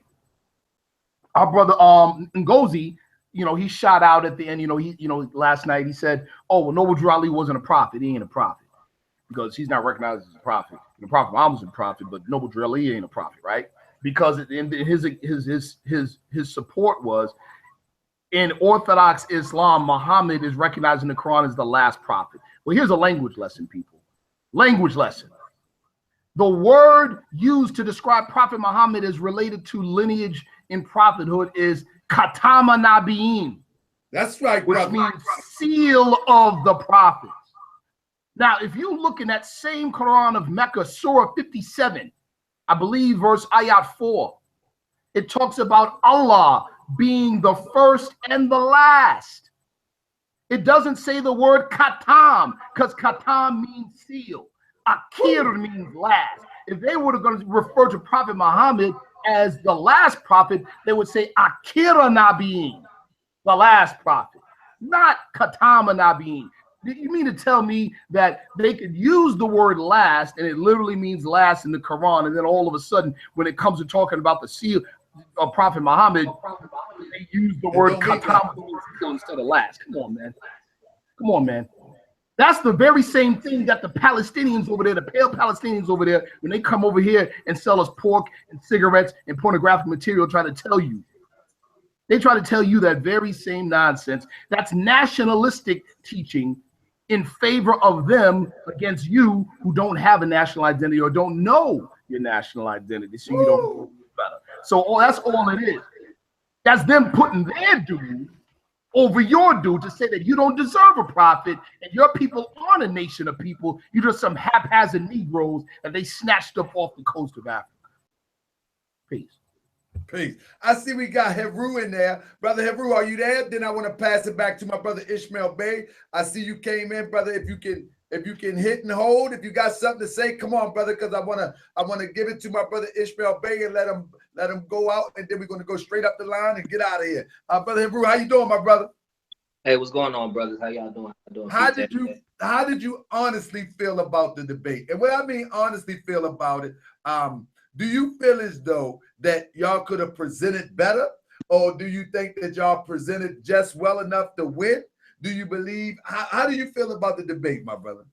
I just really wanted. I'm asking this for the audience because they're in the chat, as you can see, and they're listening. So this is for them. Y'all know how I feel about it. I'll put it to you like this. First thing I want to do is give you praise, brother. You actually did a fair job moderating. I was very apprehensive about going on your platform because I didn't think that you would do a good job, and you actually did 100 times better than what I thought you would do. So I want to make sure that I give you kudos for being fair to everybody that was within the debate. I appreciate that, brother. And let me say this, brother, that means a lot to me because I do have this stigma that I have to break, that I'm just so pro-Moorish, ain't nobody getting the word in. so I appreciate that acknowledgement and honor. I appreciate that. But brother, how you feel about the debate? As far as the debate is concerned, I feel like we presented some information that was good enough for us to win. My only gripe about that is that we didn't get every single thing out, but at the same time, I feel like we got enough out to pull that win out with no issues. I do appreciate the brothers that were a part of the debate for even having a conversation with us, and really that's how I feel about it. I felt like we won that easy, to be honest. So with that being said, that's excellent, because guess what? You coming behind you is Ishmael, and I know Ishmael Bey. He's sitting up there. Well, brother. I heard you back there getting fired up. So brother Ishmael, here we go, brother. Unload. Let's go, and then we gonna go down the panel. And we'll go and we'll take it on out the door, brother. Ish, let it go, brother. What's going on? Talk to me about what Kansu said, about what my brother Hebrew just said, what brother Sharif, whatever, brother. Even the brother that posted the encyclopedia demonstration. Come on, my brother. Team Osiris on the horizon. That's what they say. What you say? Man, whether it's brother Melvin, whether it's brother Chris, whether it's brother Kansu, whether it's brother Haru, any of them, man. I love them, man. They're my brothers and they're my teachers. And I told you already that it's a very, very, very hard act to follow doing the moderation of a debate when the standard was set by Consul. Consul set a very high bar of how a debate was supposed to go. And brother, you kept that standard and you expanded it into the team. So by us being able to have a forum to debate and do a team debate and it being fair, I think that you both had done a very excellent and a very fair job. I would not expect for Team Osiris to go, you know, against what they believe in as far as their faith and what they brought. But the overabundance of the facts definitely came from Brother Sharif and myself. I mean, yeah, granted, it was 6 against 2. They could have made it 8 against 2, 10 against 2, 40 against 2. It really don't matter. We win. And the thing was, we had such an overabundance of the evidence. It was an open and shut case. Nowhere did they present any evidence that debunked what we said as far as Moor being a nationality. We were bringing the court cases where the nationality was Moor. We brought in the evidence showing that American Moor was being used before the United States was even formed as a country. So what, I mean, how can you be an American Moor in 1760? And then these people sit there and say, you can't be an American Moor. We already brought the proof and the evidence proving that it is. We brought the correspondence with Morocco to the Moorish Americans. We brought the resolution number 75 directly from the Congress papers, right there from the Congress, right from the website. So we're bringing the overabundance of evidence of us as Moorish Americans and still understanding the fact that, you know what, if you're with an African tribe, we respect that. We respect whatever tribe it is that you say. Even if you say that you're African American, I champion the cause knowing that African American is a self-defining term. And if that's what you wish to go by, then I'm going to respect you enough. I love you enough to respect that that's who you're going to be. It is, however, the equivalent of you saying Sahara Desert. It's a continent. It is not a nation continent. So if you want to walk around and call yourself the Sahara Desert, brother, I'm going to salute you for that because I love you that much. My mission, my words, my teachings, it's not going to resonate with you. It's not for you. And I understand that already. But there's an overabundance of us as Moorish Americans that know and understand that we had a prophet sent to us, Prophet Noble Drew Ali. And we're here to expand his mission. There's nobody that can stop it. There's no one that can defeat it. All the attempts have failed, and all the attempts will continue to fail. So all the people who are doing that go against the Moorish Americans, all they're doing is revealing their own self-defects. Because we're getting stronger. I live very good, and I'm going to continue to live good, and the word is going to continue to grow and expand. So with the form that you offer to us, I extend my talents to let you know, brother, I'm going to give everything. My life and my death is for the service of Allah. And one thing that Khalid Muhammad taught me out of many things was, it was with Brother Sharif will know this, Brother Tommy Muhammad, as we were out to dinner. He said, Brother Ishmael, never use the term Orthodox Islam. Orthodox means right. Those Arabs do not have right Islam, and you never try to sell the public that they have the right Islam. As a follower of the Honorable Elijah Muhammad, you never use the term Orthodox Islam because they are not right. So that's not something that we're pertaining to as Moorish Americans. I take that with me to know and understand that I practice Islam of what feels comfortable for me, my African vibration. And with my indigenous African vibration, I know that I'm a Moor, and I have proven that, and we're going to continue to prove that point. So I just want to thank you for that, brother. Okay. Let me play something real quick in honor of, we're talking about the true creed of Islam, real quick. And then we're going to go down the line and give everybody some time to say that. In regards to the teachings of Islam, and they're under the misconception that you have to be an Arab to be a Muslim. Islam. All right, so we're gonna make it clear today in the name of Almighty God, Allah. The true divine creed of Islam set in defense of the gospel, in defense more of the Moorish expression of Islam. Because that is what we have, is the Moorish expression of Islam. And I was blessed to be a part of an Islamic symposium in the city of Philadelphia whereas we had different Islamic communities from all over the city, the Sunni community, the Shiite community, the Ahmadiyya community, the Nation of Islam, all different Islamic communities. And I talked with the brother who spearheaded the event, and he was so taken aback because he said when he thought about the Moors, he said, well, y'all the people who don't have driver's licenses, right? Y'all the sovereign Moors, but I had no idea that y'all studied the book of Allah. And that's a sad fact, Moors. So we have to really, Moors, be set in defense of the gospel and be what we know. Islam, Moors. All right, Moors. We're going to start out by talking about. All right. So I just wanted to share that with the family real quick. And Kansu, this is not no shot or anything. I just discovered some information, brother. Weren't you a part of the Wichita Nation at one time? Weren't you a Moor? Didn't you define yourself as a Moor one time? In one way or regard or another? Oh yeah, I still do, brother. I still define myself as that. You know, with the I have a lot of deep ties with the Wichita Nation of Moors as well. I've been, like I said, I've been in the battle for a long time. This little new internet tap dance and stuff. I'm telling you, I'm like you, brother. I'm just trying to get used to it. I'm only 2 years in. I put work in. This is light work to me, talking on the internet and pulling up Google stuff. You know, I had to read everything. So, yeah, it's you know, it's not to disparage.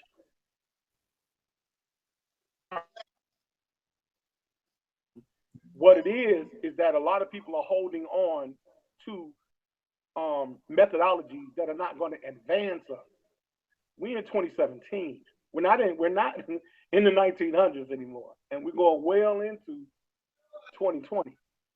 And so technology and science changed a great deal, and we have to become the new gatekeepers.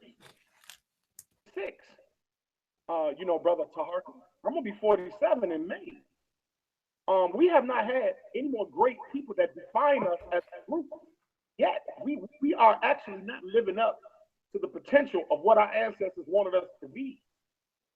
And the next generation, oh my goodness, is truly lost. I mean, people killing babies.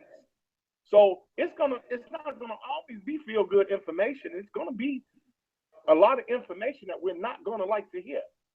But we got to change and set the tone because time's running out for our people as far as leaving knowledgeable information. And time expands. And we can't, you can't deal with a paradigm that does not expand. If you're still talking about the same stuff you was talking about 40 years ago, 20 years ago, 30 years ago, well, people dying right now. They need information. They need solutions along with the information. So it's about it now. It's about, you know, going back and seeing what we can do to right the wrongs of our master teachers and our elders. Because that's what I would want. I would want to see the youth come behind me and check me and let me know, man, I appreciate that you laid the groundwork. You set the standard. Now I'm going to expound on it. So that's really been my premise. You know, Brother Dark, this is no problem because this is a good conversation and it's not going to end here. It's not going to end tonight. Absolutely. But I think all brothers are very passionate. I think that's good. I don't want the public to think that we're against one another because we represent a divine movement just because of who we are. And that's more important than anything. At the end of the day, no brother that's outside of our paradigm gonna put their hands on Sharif or any other brothers in the Moors. I love my brothers. Shout out to Brother Daweed. That's my man, 20 years. You know what I'm saying? So I'm not gonna allow that, especially in Chicago, man. It's the Mecca. That's not gonna happen. So I just want to make that clear, man. You know, especially with Team Osiris. We just ended, research and science and putting it out there. And we're gonna have this. This is good. This is what men do, man. We build nations, and we're gonna clash and build in those nations. Islam. I definitely agree with that, my brother. Yes, sir. We're gonna pass it straight down the line. I definitely agree with that. And I wanted to point out the Washita thing because we definitely family by acknowledging that. You know what I'm saying? Like I want people to know, like I ain't gonna let you hide that from the people that Washington, though, they claim Moorish too now. So let's be clear. You see, so I wanted to put that out there. But now we're going to go there. You understand what I'm saying, Kansu? I'm not going to let the public believe that we are some different type of, like we got some Kemetic brothers and say, you Moors put us Africans in slavery, as if a Moor is not an African. You know what I mean? That crazy type of concept of division. You know what I mean? Whatever the case. So I don't want people to get that concept with us on this channel right here. But so we're going to go on down the line, start with my brother Sharif. And then we're gonna close it on out with Snow Bay. Matter of fact, we'll close it out with brother Ishmael Bay. Brother Sharif. Yes, sir. As a thought to close it out, brother, take how much time you want and talk to the family, please. I'm gonna be brief, brother, because you see me over here eating. I just walked in. Brother, you always eat something. I can't eat always. Always. Somebody gonna tell me, talk about trying to be like Sharif. He don't want me like Saneter no more. But I want to know Saneter being like me now. But not, I'm sorry. I'm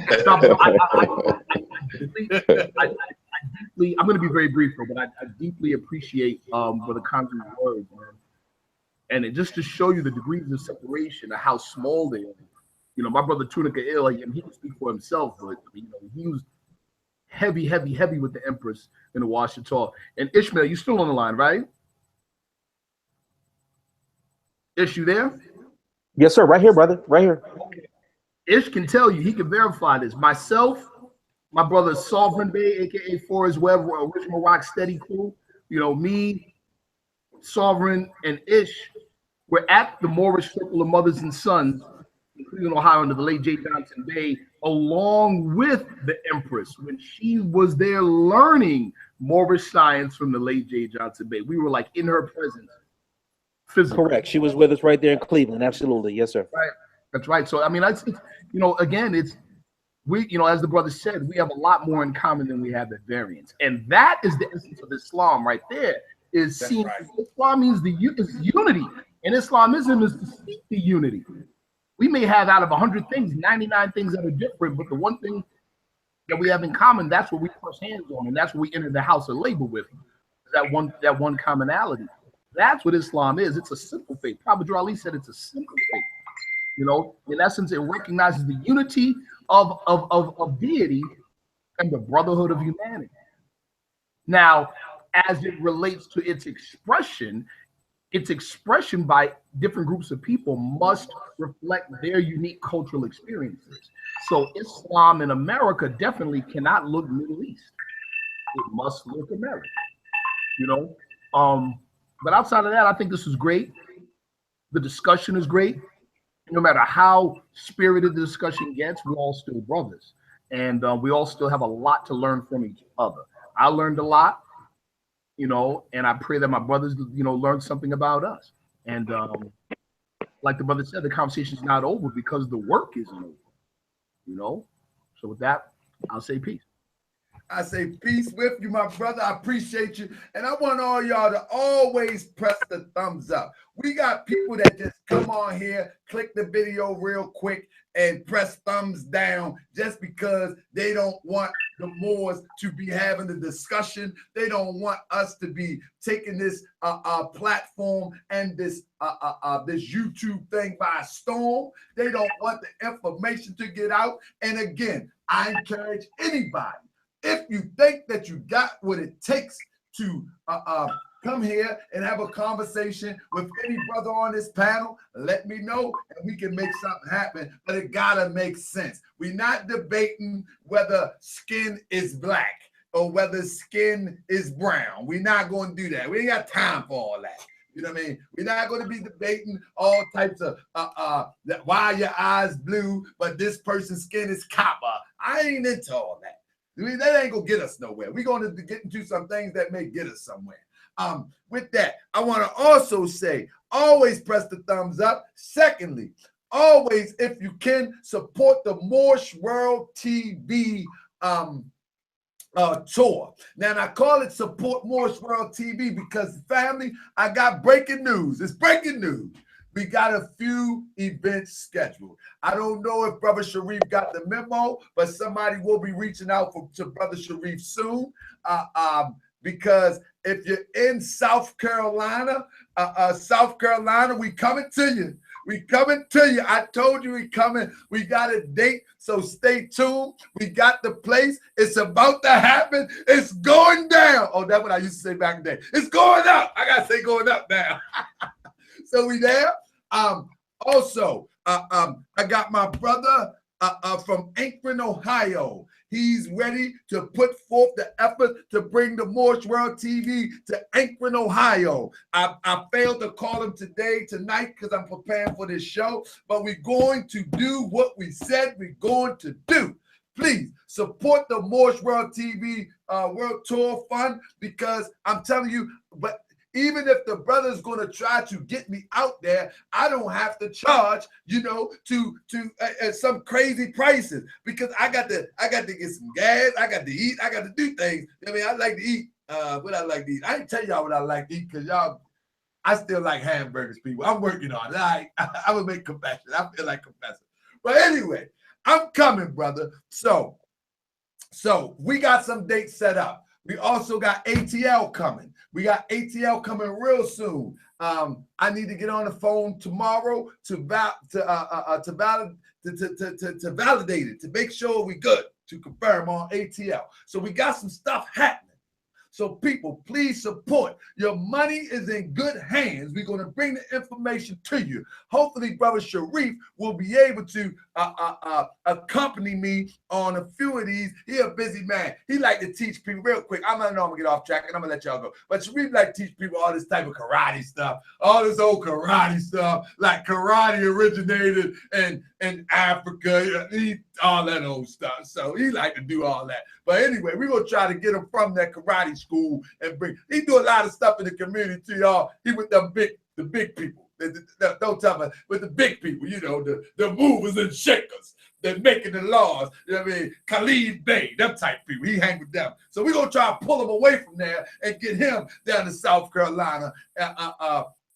It's coming soon, real soon, sooner than you think. I apologize, family. I went on a tangent. Anyway, with that being said, we got next to Brother Sharif. Is that Menace?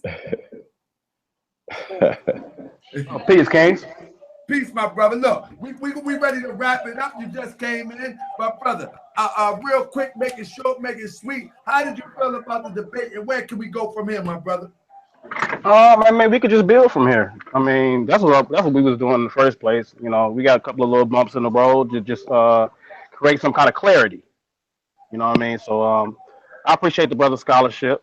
We're gonna be at odds at certain things, but I'm sure it'll all be cleared up in the end.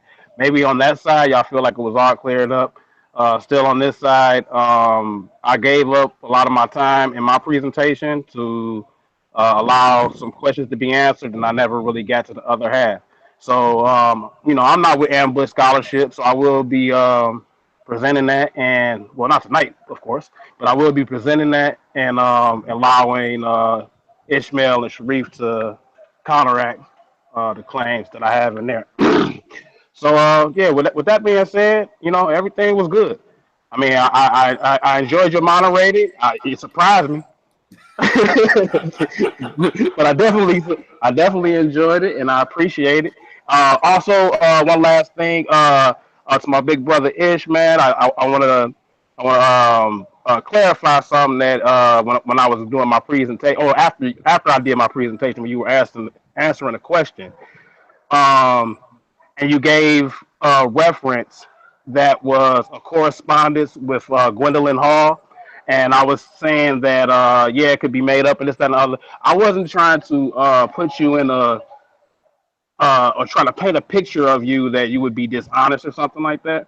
What I really should have said, and what I really meant by it, was that it was unverifiable. So, I couldn't go anywhere and look up the same document to verify that, it's a personal document between you and her. So that's what I meant by that. So hopefully that's cleared up. And peace and love to my Moors, man. Islam.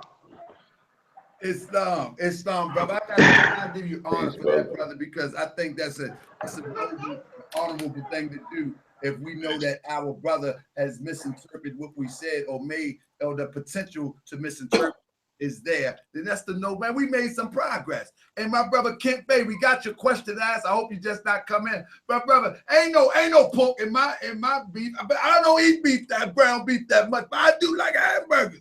Brother, but ain't no pork in them burgers, brother. I ain't doing that. You got to be, man, come on, bro. He said, hope ain't no pork. It's the heart of me. But them burgers got me, brother. I'm working on it. Once a week, I go. Anyway, Lexington Market. Go down Lexington Market. It's a Korean guy down there. And brother, anyway, with that, brother Matty, are you there, my brother Mattiel? Yes, sir. Yes, sir. I'm here, brother. Brother, I'm sorry I talk so much, man. I'm just excited, man. Let me tell you why I'm excited before you go real quick. Then I'm going to let you go. Brother, I'm excited because the last time I was live, and I let my good brother, Grimion L and Lord Abba and my other brother Ali Bay called in. Because I've been doing the show, the first thing they asked was, where's Ali's men? Ali's men ain't on the chat. I said, man, I got to make a call. They come on the chat. So if you're watching, brother, there you go. Take it away, my brother. That's all I got to say. I mean, because that's what they said. Where's Ali's men? There, Ali.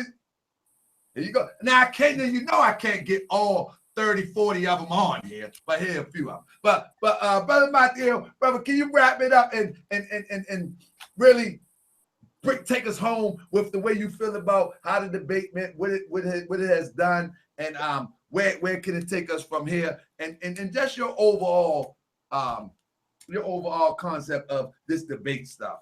What do you think? You already hit that, but what this one do? What you think?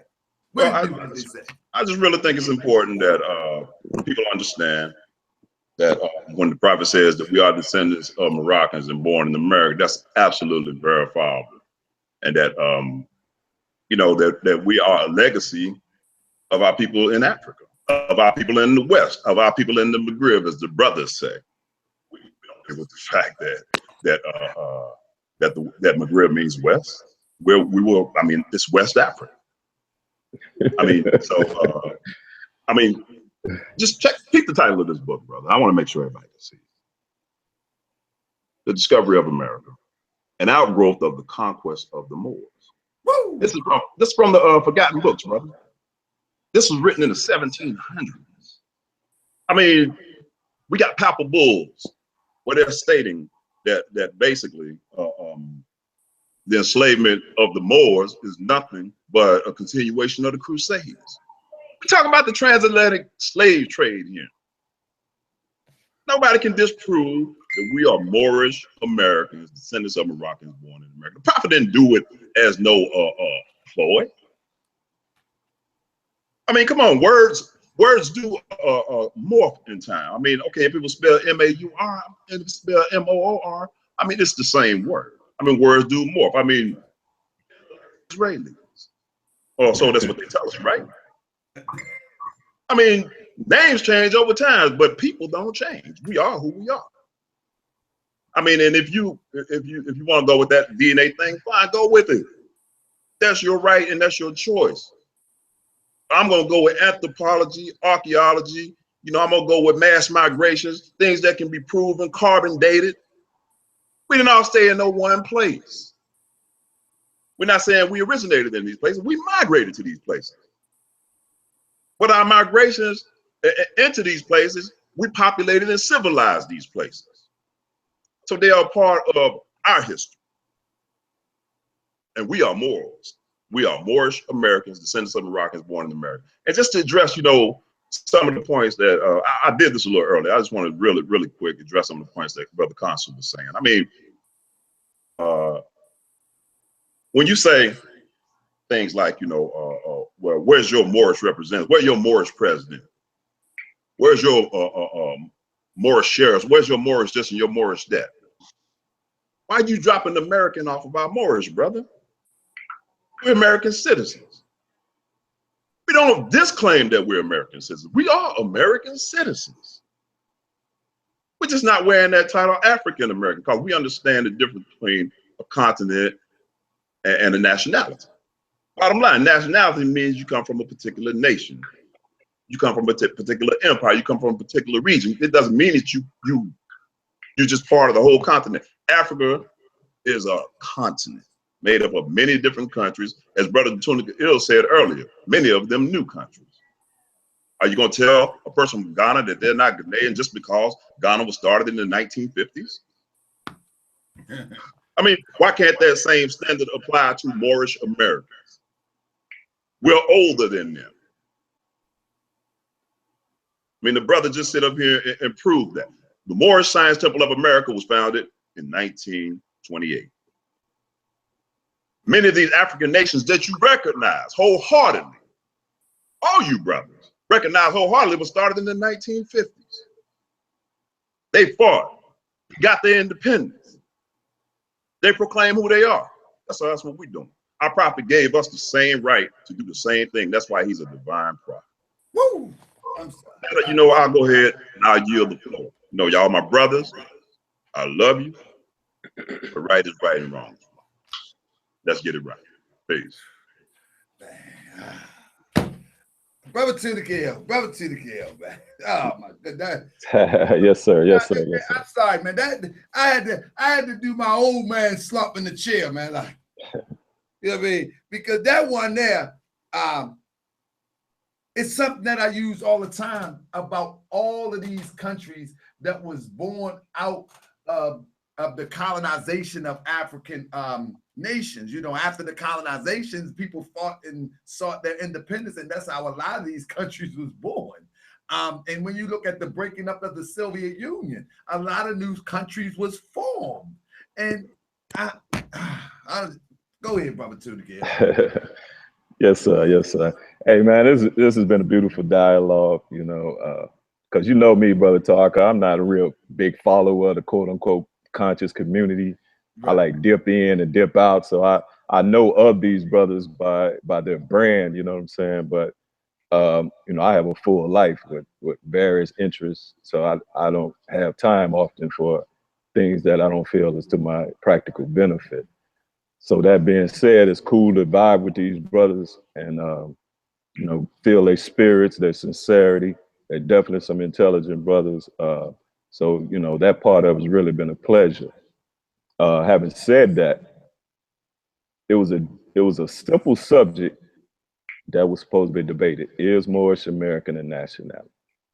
And it went on various tangents, and some great and interesting information was presented. But what depends on who quote unquote won or who quote unquote lost, who proved or disproved the simple premise of whether Moorish American is a nationality. First of all, I guess that Moorish wall of brass kind of smoked Brother Kansu out. You know, to hear him say that he's a Moor, etc. You know, I was somewhat taken aback, because for him to take the position that Moorish American is not a nationality, himself having been a Moor from Mecca, is a little somewhat confusing to me. But having said that, they're viewing it from an outsider's point of view. And brother, one thing the brother mentioned is context. You would have to be familiar with the movement that the Prophet laid down, primarily by studying the Moorish Guide newspapers that he published, that kind of was a public record of the moves that he made, right? Let's get the first point out the way. We're American citizens. Boom. That's our nationality, right? But within America, you have basically two different views. One is the melting pot concept, where, hey, everybody's just Americans. And then you had a salad bowl concept, where everybody's mixed in ingredients, but they still represent what their descent nature is. Noble Drew Ali was more in the latter. The standard that he viewed is representing your descent nature with your American citizenship, right? And I'm in New York. I see it all day, every day. You know, Italian Americans, Puerto Ricans American. They fight the descent flag and the American flag. So he's in step with that particular line of thought as it relates to nationality. So he established us within America as a distinct national group that's recognized by the government in which we live. He actually minted it. He incorporated it. It was no more some loose Moors over here, a few loose Moors over there. He incorporated it and demonstrated it, and it's recognized. So the basic premise is Moorish American in nationality? Yes. It's a recognized nationality within the United States of America. That's an irrefutable fact. So all the other information that was presented was great, historically, etc. But that specific point was proven by Sharif, and he distinguished between the old empire, city-states, empires, etc., and the modern definition of what a nation is. And the point must be reiterated.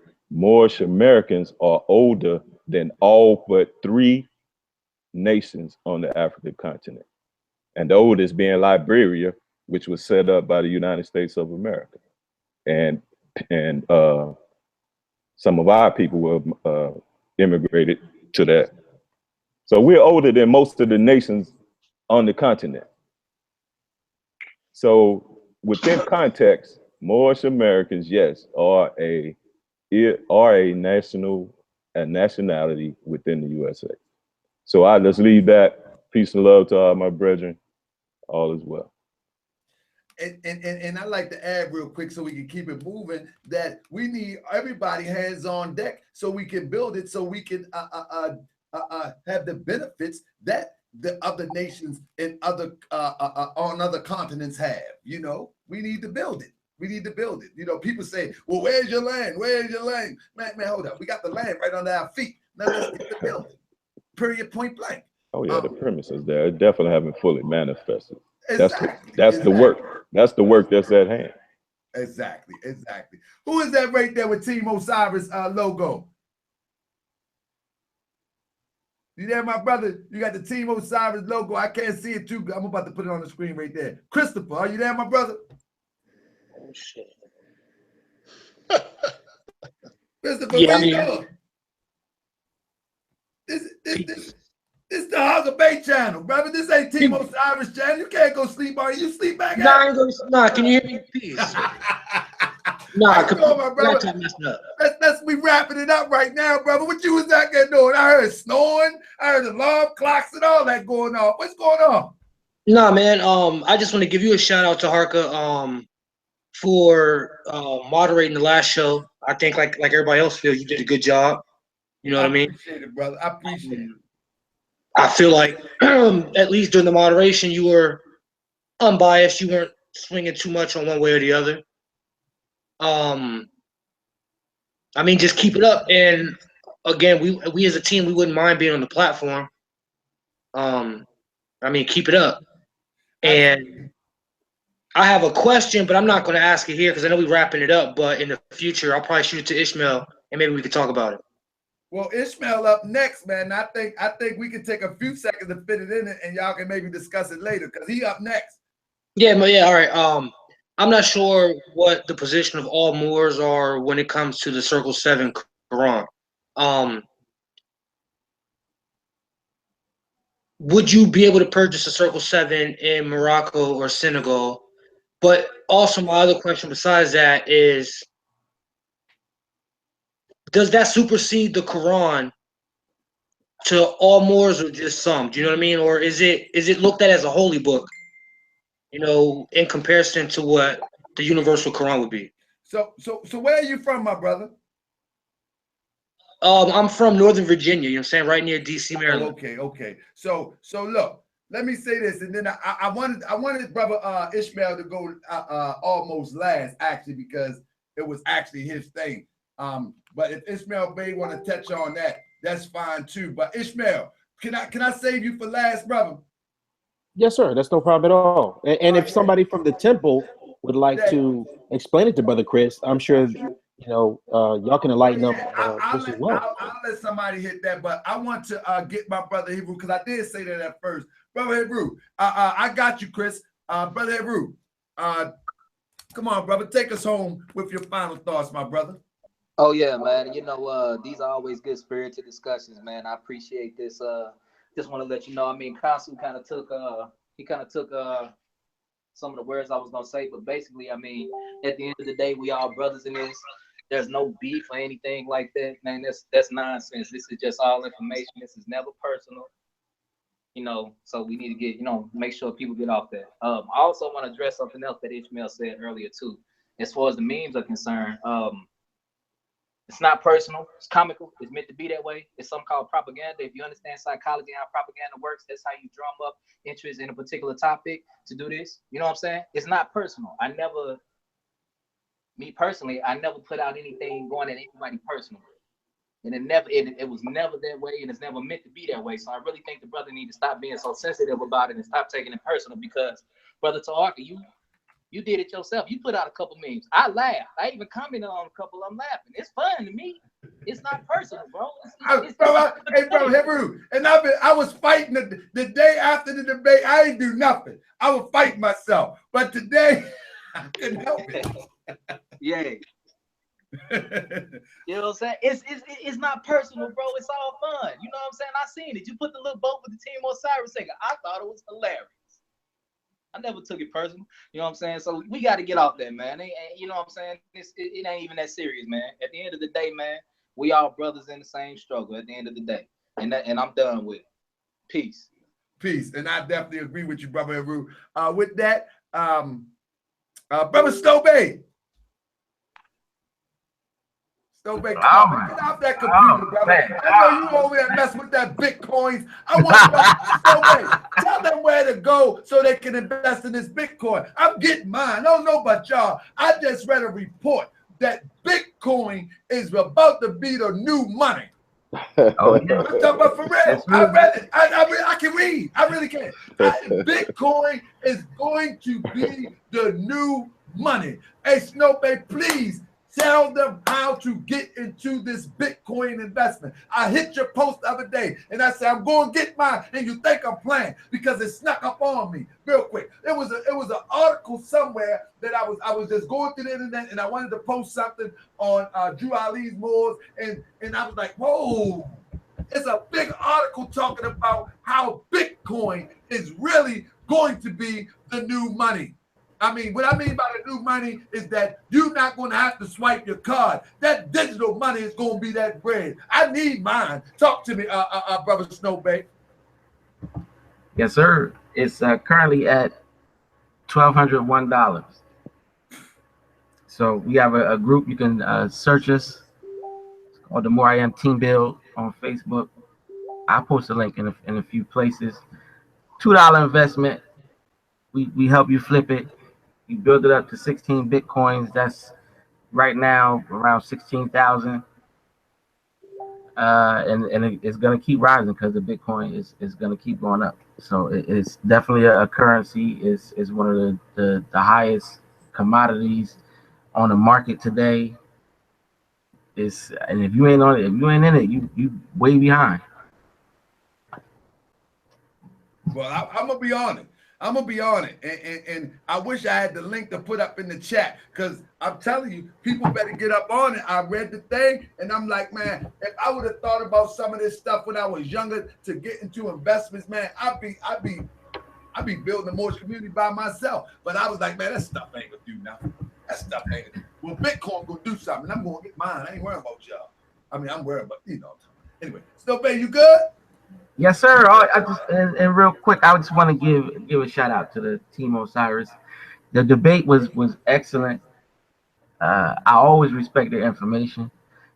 We don't always have to agree, but they definitely presented some good information. I just don't feel that it disproved the question at hand. But other than that, y'all know, and Gozi, my boy, we might jaw jack sometime on the book, but I always respect his knowledge. I always respect what he brings to the table, and let him bring more.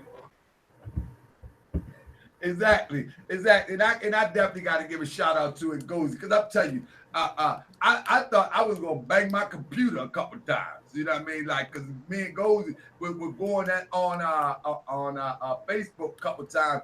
Keep coming out of the mouth of Prophet Noble Drew Ali. I was getting a little sensitive, you know, baby. A little sensitive, but that's my brother. I know he don't mean no harm, and we had a talk, man. And I got the brother Ishmael Bey is right up next, and then we'll let brother Sharif take us out with answering my brother Christopher question. But brother Ishmael Bey, I want to say this, people, what y'all don't know. What I do in front of this camera for Moore's World TV, I also do a lot behind the scenes. I'm talking about, I put out fires. I mean, and I'm not a fireman, but I'm just saying fires in personal relationships. I do that. I try to make sure that little conflicts don't go too far. And with that being said, brother Ishmael Bey deserves definitely honor for doing the same thing. I can tell you over 2 situations that could have went to the left. Brother Ishmael Bey picked up the phone, called me with brother on 3-way to put out fires. So brother Ishmael Bey is just as passionate as anybody else as it comes to standing on what he has studied for over 20 years, you know. So I don't think he's coming, and I can't speak for the brother, he'll speak for himself, but I'm just telling you, behind the scene, the brother is always for peace if possible. Always. I looked at a post the other day where a brother was coming a little bit sideways, and he said, come on, let's not do that. You know, so I don't want anybody to mistake that the brother is aggressive about anything, because the brother called me personally and said, brother, come on, man, how can we fix this? How can we fix this? Okay, can you call me later? Because I got to call what's the name, and we got to fix this. And even this debate right here, the brother said, well, come on, we're going to do A, B, C, and D. I got you. I got your back. Let me know what you need. And then, so the brother is a peaceful brother. And so I want to give him honor for always putting out fires behind the scene that people in the public would never even know about. With that, brother Ish, the floor is yours, brother. Peace and blessings, brother. You know, Moors are, you know, we seek peace, but we're built for war. And that's the vibration that we should always try to move in, brother. You know, seek peace, but be built for war. I want to thank Team Osiris for being able to share their perspective and their point of view. I hope everybody likes the little picture on there. You know, your brother repping in his full regalia, because you know that is the royal dress of a king, and that is what I am. But that doesn't make me. You know, the fez don't make the man makes the fez. Yes, sir. So you know, whether I'm looking at my brother Mahdi, he's my teacher, he's my brother. Whether I'm looking at brother Lasan Tunica El, he's my brother, he's my teacher. Or if I'm looking at brother Sharif in his fez, he's gonna still be my teacher, and so are you, brother Taharka, as well as brother Snow Bay. So, you know, nothing that I wear is going to change who and what I am. I'm made as a man of character, and I try to carry myself as a person of character. So that's who I am. You know, my fez does not make me. I would also, you know, like to say that, you know, when I'm going to debate, when you have comrades like brother Sharif, we have a natural synergy by us knowing each other for almost 30 years. There's gonna be a natural synergy. So the scimitar tossing that you see and head chopping simultaneously, that's so natural. You know, so he's gonna deal one aspect of the Moorish history, which is the Moorish American history. And he already knows that I'm gonna deal with another aspect of the Moorish history. So I'm gonna deal with the Moorish history that's taking you from the 1760 American Moor right up to a certain point, hand it off to Sharif. Sharif is going to take it to the Moorish American side, and he's going to give you the references of the Moorish American side. We merge it back together, letting people know that I'm going to show you the walls that proves to you that we all had a nationality. And then all of us, even though we all had the Mandingo and the Pular and the Senegal and the Moor nationality on the walls, Prophet Noble Drew Ali was right when he said that our nationality was taken from us. And then they gave us a generic term. So all those nations that you see on that wall and those plantations, see, that's the only place where you're going to find that at. You had a nation that was snatched from you, and then they gave you this generic term that you embrace today, and you fight with people who are trying to tell you that you had a nationality. It's because you don't know. You don't know what it's like. You don't know what freedom is like. So once you get familiar with it and you understand it, then you'll understand what we're talking about. So my job was to explain a certain aspect, Brother Sharif proved the other aspect, and it's all for our babies. That's why a forum like Moorish World TV is so important, because I can pull out my headphones and let it blast through the house and know that my entire family can hear it. And it's not going to be any foolishness that's going on. And the people can drink freely. The sources are given to them so that they can study. They're going to be well cultured. They're going to be taught with respect and out of love, because we respect your listening audience. And your listening audience is worthy of respect because they're queens and kings. So we talk to them that way. So we don't engage in the foolishness on Moorish World TV, nor do we tolerate the foolishness on Moorish World TV. Again, I want to thank Team Osiris. I want to thank Brother Taharka, and each and every one of your viewers. I just want to make sure that I want y'all to know that we come in peace, and that's all that we want to do, you know, is just to continue the mission of Prophet Noble Drew Ali. And I'll pass it to Brother Sharif. Okay, so Brother Sharif, two things. First, this is a two-part question. Yes, yeah, you come in, brother. The first part is the brother Kenneth says that, I know you heard the question, and he said that do the Quran, the Holy Quran of the Moorish Science Temple of America supersedes the Holy Quran of Mecca? Can people in Senegal get a Quran of the Moorish Science Temple of America? You go on, brother, let me ask that. You go on Amazon and get one anywhere in the world. But I'm not making fun of you, brother. But we're going to get to the meat of it. So the main point of your question is, do the Holy Quran of the Moorish Science Temple of America supersede the big Quran of Mecca? Is that the main meat of your question? Yeah, let me say something real quick. I actually own, I believe, the same copy of that Quran you just showed up, that you just put up in the air. All right. Number two, I know you from anywhere in the world you can order anything on Amazon. What I meant by my question was, if I were in Senegal or Morocco, if I walked into a shop, could I buy a Circle 7? That's what I meant. If somebody have them in stock, sure. Okay, yeah, but not to be argumentative. That was my question. So if anybody would like to answer that, peace. No, I think I want to answer, brother. It's simple as anything else. It's for supply and demand. If there's not a demand, there's not going to be a supply. It is what it is. But I think the meat of your question, and I want to get this part right. Do the Holy Quran of the Moorish Science Temple of America supersede the Holy Quran of Mecca? Is that one of the main questions that you need answered? Yeah, and that question, to narrow it down, is more so for Moorish Americans. I know the answer for Muslims worldwide, but to Moorish Americans, because I know they speak of Allah. They appear to believe in the other prophets, you know what I'm saying? From Moses, Muhammad, Jesus, you know what I'm saying, Isa, you know what I mean? So that's my question, because of the inclusion of Noble Drew Ali, and if he's like the seal, so if he's the seal of the prophets for you all, does his new revelation, would it supersede the one that came preceding his? Like Muhammad did the same for the Gospels and for the Torah. All right. Well, let me let Brother Sharif answer that, and I'm gonna follow up with something, and I'm gonna ask him one last question. We out here, Brother Sharif. What you doing, brother? You ain't teach that much karate. We gotta teach the people. Hey, tell the sister woman I say Islam. I'm still yelling. That's right. No, I'm playing. So, brother, did you get that part? I did get it. Well, the first thing I want to say is, again, as I was saying earlier about the term Khatama Nabiin, which means seal of the prophet. Seal of the prophet, the term seal of the prophet means that Prophet Muhammad, as it is ascribed to him, it doesn't mean that his revelation or what was revealed to him superseded what came before him, because it didn't, because Allah changes not. Truth is the one thing that doesn't change or pass away. There's only one way to tell the truth.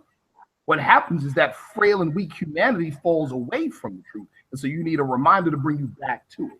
See what I'm saying? So the term seal of the prophet means that Prophet Muhammad verified the truth of those that came before him. That's what it is. Prior to Prophet Muhammad, there was no name given to obedience to Allah. What Prophet Muhammad did was he presented a name for obedience to Allah, and that is Islam. That's what he did. That's why Prophet MWtv in the Holy Quran of the Moorish Science Temple of America calls Prophet Muhammad the founder of the uniting of Islam. That is what Khatam an-Nabiyyin actually means. It means that he verified and put his stamp of approval on everything that came before him. So it doesn't mean that Prophet Muhammad superseded what came before him. That's not what it means at all, because that would mean that Allah changed it, or that he taught everybody else wrong prior to Prophet Muhammad. Well, let me say something. And I like, thank you for putting that to me, so I can clarify more so what I'm getting at.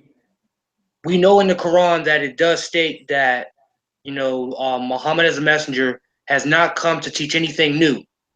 You know, as you said, he came to be a reminder. But again, he also speaks of how the Injil, the gospel as of now, the Torah as of now has been corrupted. So therefore, he is sending down a Quran that is the miracle alone itself. Now, although the revelations were not written down at the time, I'm just going by Islamic belief. Now, again, Muhammad did come with the Quran. And because the Injil, the gospel, and the Torah were at that time, according to Islamic, you know what I'm saying, belief, they were corrupted. Because even in the Quran, it's spoken of how man will take a revelation from Allah and man will change it to fit his own heart. So what I'm getting at is that if Prophet Drew Ali, noble Prophet Drew Ali, you know what I'm saying, peace be upon him, man, I'm saying that out of respect to you guys as Moors. If he came to, I guess, liberate and save us African Americans, and he came with a new book, I know there's proof of other African Americans being Muslims coming here as slaves. So those that were familiar with earlier forms of the Quran would what Noble Drew Ali again, what is superseded. Let me answer that question. Let me answer. All right. First, let's be very clear on what we mean by Quran. The word Quran does not mean book. So when we're talking about the Quran, we're not talking about a specific book. We're talking about what was revealed directly from the mouth of the angel Jabril to the ear of Prophet Muhammad. Just like what was revealed in the Injil and the Torah. Those are the same things. What corrupted them was what came after the fact via pen and paper. You see what I'm saying? So we want to be very clear on that. You know, very clear that when in Surah, in the second Surah, Surah Al-Baqarah, says within this Quran there is no doubt. It's not talking about a book, because that book didn't exist at the time. Prophet Muhammad was the Quran. He was the walking Quran. He was the embodiment of the revelation that was given to him.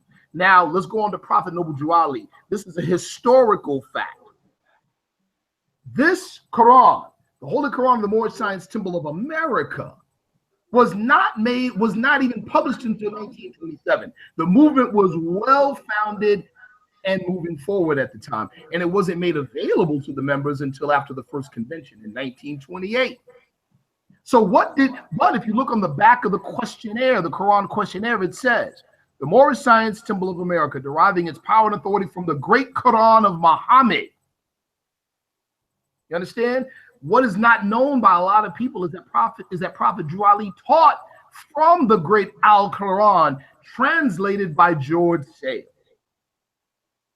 Do you have proof and references to that? Absolutely. All right. Yes, and this is clarification for what I see in the back chat. Obviously, I know the Quran. I was Muslim before. You know what I'm saying? I'm 30 years old now. I converted to Islam when I was about 18, 19 years old. But this is just for the chat, not our discussion. And obviously what we said, you know what I mean? No prophet superseded another prophet. They all came with the same message. But through the hands of man later, some books became corrupted. But I also do agree with you that I know that the word Quran itself does not reference to an actual book. You know, it's more, sometimes it could be said as the recitation. You know, the oral tradition. You know what I mean? That. Correct. So I'm only saying that for the people in the back chat, who may think I don't know what the heck I'm talking about. Right. Yes, sir. Yes, sir. Agreed. Now let me go further. I want to say one more thing, and I'll pass it off to the host. The Holy Quran of the Moorish Science Temple of America, specifically in chapter 45, the divine origin of the Asiatic nation. I'll read the first instruction. It says, the fallen sons and daughters of the Asiatic nation of North America need to learn to love instead of hate, and to know of their higher self and their lower self. This is the uniting of the Holy Quran of Mecca for teaching and instructing all Moorish Americans, etc. What this means, among other things, is that no other people on the planet lost their humanity via loss of national identity. We had to be brought back into national identity and cultural heritage, so you have a lens by which you can assimilate information properly. So the Holy Quran of the Moorish Science Temple of America provides us with that very thing. So now we are qualified to open up the Noble Quran of Mecca and see ourselves. Because without it, most of us become what? Second-class Arabs. Just like, you know, a lot of our people with the Bible become what? Second-class Christians or Europeans. You see what I'm saying? Because we lost ourselves, so we can't find ourselves in the book. So the Holy Quran of the Moorish Science Temple of America was given to us so that we can qualify ourselves to open the Noble Quran of Mecca and see ourselves. And so we can make sense of I think Surah 14 verse 4, you know, ayat 4, or Surah 49 verse 13. People say, well, there is no, a lot of the so-called orthodoxy will say, well, there is no nationalism in Islam. That's a bunch of nonsense. Surah 49 verse 13, you already know. Surely we have made thee, O man, from a single male and female into nations and tribes, that you may know one another and not despise the other. So that means if Allah ordained you to be in a nation or a tribe, you must have a nationality before you can even claim to be a Muslim. See, that's the significance of that for us. Absolutely, absolutely. And I want to say this to the brother. I just want to add to this. Now, everybody know I'm enthusiastic Moorish American. Then we'll close out with one more question from the what's name for Brother Sharif. They got, especially for you, Brother Sharif. I want to say this. The Prophet Ali says that on the final chapter, he says real quick. And I'm gonna be done. I'm gonna be done. Last chapter, and I know what it say. So anybody say, "Oh, you gotta go and read it," that's what I'm gonna do, because I got teaming thoughts. They be teaming. They be everywhere. Anyway, it said the last prophet in these days is Noble Ali, who was prepared divinely in due time by Allah to redeem men from their sinful ways and to warn them of the great wrath which is sure to come. Okay. The last prophet in these days mean to me that he have brought a type of wisdom from the ages. He have drawn it from the ages. It's all the same in the sense that it came through a line of divine line of prophets. But now, the way that we see it today, they may not have seen it yesterday, though it's the same in unity of thought and purpose.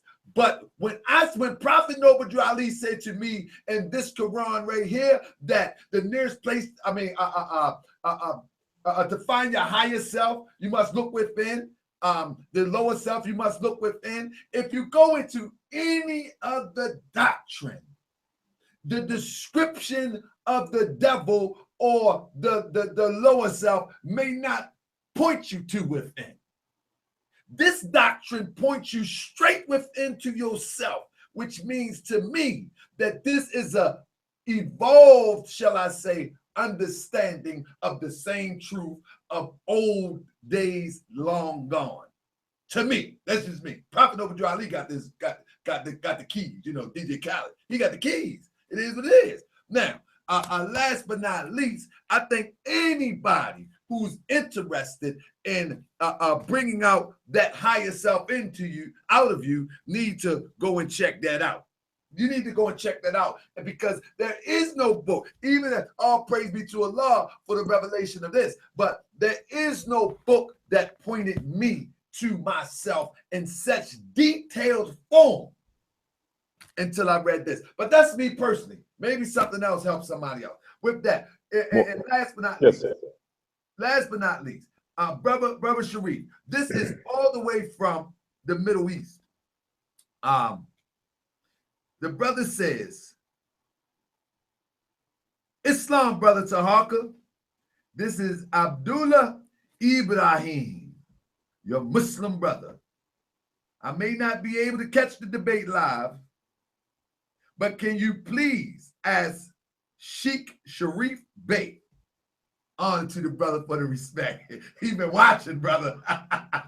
He said, to give proof that the Sultan of Morocco was the political authority of the Islamic jurisdictions, kingdoms of Northwest and Southwest Africa.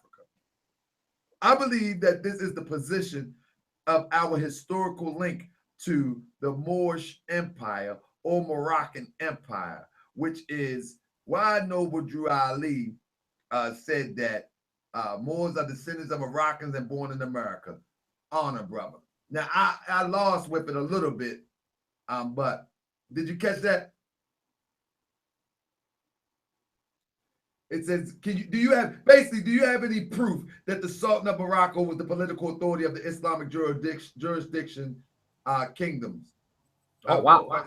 I mean, there's a number of references, to the positive on that, but again, remember, politics, politics is fluid. I mean, look at the news today. So a lot of times what we have is, you have to ask when. So let's just take, for instance, a time period. Let's take the time period 1786, which, relatively speaking, relative to the topic, is late. But let's take 1786. What happened in 1786? The Treaty of Peace and Friendship between the 13 colonies now known as the United States and the Kingdom of the Empire of Morocco, Moroccan Empire. The emperor or the sultan at the time was in the introduction of the treaty was called Sultan of Morocco and ruler of all West Africa. In a book by Ray Irwin, the man's name is Ray Irwin. The book is called The Diplomatic Relations Between the United States and the Barbary Powers. That's another very powerful reference that points to this very thing about the expansive rule and authority, or the touch, basically, the expansive touch and influence of the Moroccan Empire, and where their influence touched and how far-reaching it was. So, I mean, that in itself, really, to give a comprehensive answer to that, that's another show. But that's a good reference. There's a couple of other references that we can point to, but I think those two would be are good enough. Peace. All right, so with that, we're gonna close out, family. Been here for a long time. I wanna take time to thank everybody that spent time, man. I mean, listen, nobody gets paid for this. Nobody. If people, you do this for views. Let me tell you something. I'm gonna do a show on this too about how this stuff works. I'll let you see the petition behind. Don't nobody get no money for this. Trying to create drama. I got to cuss people out and beat people up and do a whole bunch of stuff to get me a 500 SL. I got to start a whole bunch of fights and all that stuff. So what I do for a living, I'm doing good, so I don't have to do that on here. So what I'm saying is everybody on this panel has taken time out of their evening from their family to teach and to give the best part that Allah has blessed them with. I want y'all to respect that and appreciate that, and always come with a humbling spirit when we dialogue like this, because these brothers took time from their families to be on here for the last 3 or so hours. So I want to thank the brothers, peace and love. I see y'all next time. Ish, thank you. Sharif Todd, he gone. Matiel, thank you. Tudik, thank you. Chris, thank you. I want to also thank my good brother Ngozi and Kansu and Team Osiris for coming through. I appreciate y'all, family, in the chat. I would like to say, everybody, if you are watching this video, please subscribe to the channel for alerts. Hit the bell button. Also, support the Moorish World TV. Perfecto, peace and love, family. You know my phone number. Don't act like you don't know my phone number. You used to call me until I yelled at a couple brothers. Now you don't call me no more. I still love you, but call me sometime. Talk to me. Let's talk about the Quran like we did that day for about an hour, whatever we did. Anyway. Also, I want to say peace to all the good people that are going to support when we hit on the road, because we on our way without a doubt. We're bringing the likes of Ishmael Bey. We're bringing the likes of Brother Sharif, Tunica Ill. Even if Mati want to come with that tank, you know what I mean? Hey, get out of the way, whatever. He gonna demonstrate. Love Quante Nelson. If you left, we coming to South Carolina, North Carolina. We coming, and we coming there sooner than what you think. So ain't nothing changed. We gonna teach these lessons. And all of those detractors, keep on detracting. Just get out of our way so we can get this work done. Period, point blank. I love y'all, family. Hey Mo, I'm gonna say peace to you, brother. I got about 3 apologies I gotta issue tonight, brother. I gotta go get my Barry White on right now, Mo. Come on, hey, come on. Watch out. Here we go. Let's go. Peace, brother. Come on, bro. What you doing? Not with you, Mo. I gotta go get it on with some friends. I thought you was gonna sing. I thought you was gonna sing. Peace and love, family. Thank you. Tell the family I appreciate them for that patience, for allowing you to vibe with us, man, to give this information to the people. I appreciate y'all. Peace and love, family. Yes, and I've been here a long time too. I'm about to check out the minute, family. If a Berber ain't got no afro, I ain't down. Hey, tired of this yet? I'm telling you, I'm almost with you on that one. I'm almost with you on that one. And all Berbers do not have afros, but the ones that do not see on the internet, on those pictures, it's some with the afro. They don't want you to see that. They want you to see the ones that have been tainted a little bit, the ones that have migrated earlier, and then that phenotype has gradually changed. They want you to see them ones because they don't want you to make the connection. But our people are there, and that's why we need to begin to organize and get to those places so we can see the original indigenous people as opposed to the people that they want us to see. You understand what I'm saying? They want us to see the people that don't look like us, so we can't make the association. It's kind of like back in the 80s when they showing all the Europeans in Egypt, and half the world of so-called African descent or African American community, so-called, I say, all of them, they were thinking that Egypt wasn't even in Africa because they promoted that so much. You know, they promoted that so much that Egypt wasn't even in Africa, you know. So the doctrine ain't happy, less is not happy. So we're gonna get it done, and we're gonna look good indeed. So family, we good to go. I appreciate y'all. We're gonna do this again. If y'all know somebody that think they can stand up against the grand champ of debates or the pseudo killer himself, email me at taharkabay@yahoo.com. Peace and love, family. I'm up out of here. I'm hungry. Brother Sharif was eating. I'm going to get me something to eat real quick. I ain't eating no hamburgers either. I'm tired of them hamburgers. I'm getting over this stuff. I'm going straight vegetarian.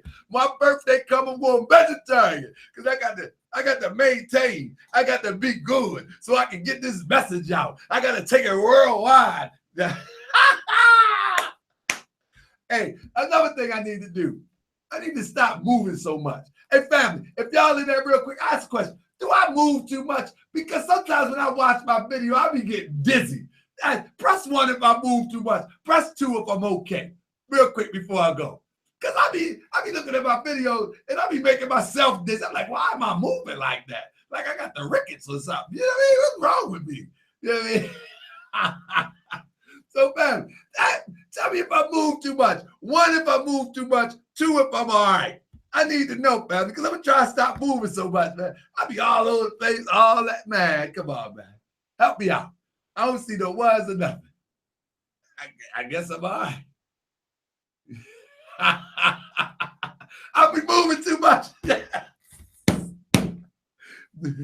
Oh man, yeah, I'll be moving. Hey, Ish, come on, Ish. Hey, Ready Rock. Hey, look, I'm gonna work on that next because I don't watch my videos, right? I don't be watching my videos, right? And I was like, one day I was like, man, let me go check this out. I'm like, why am I moving like that? I'm all the chill like this. I'm like, man, what is wrong with me? I need to calm down. Shout out to my good brother Ish.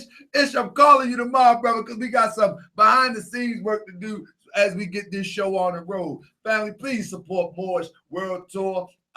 We putting some touches on some things. Shout out to my brother Seven, Sheik Seven. He'll be on tomorrow, and we're talking about the creation and the fall of man. I see y'all tomorrow if y'all able to make it. We're going to do a show that's going to be an hour tomorrow. We're going to try to stick to an hour and get this creation and fall of man. We're going to hit hard and get out of here because some people don't want to sit and watch those 2-hour shows once it's uploaded. So we're going to try to concise this information into an hour.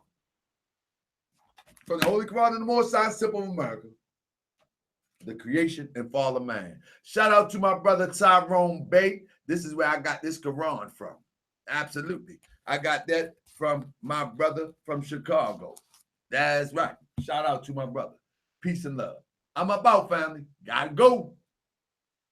Gotta go.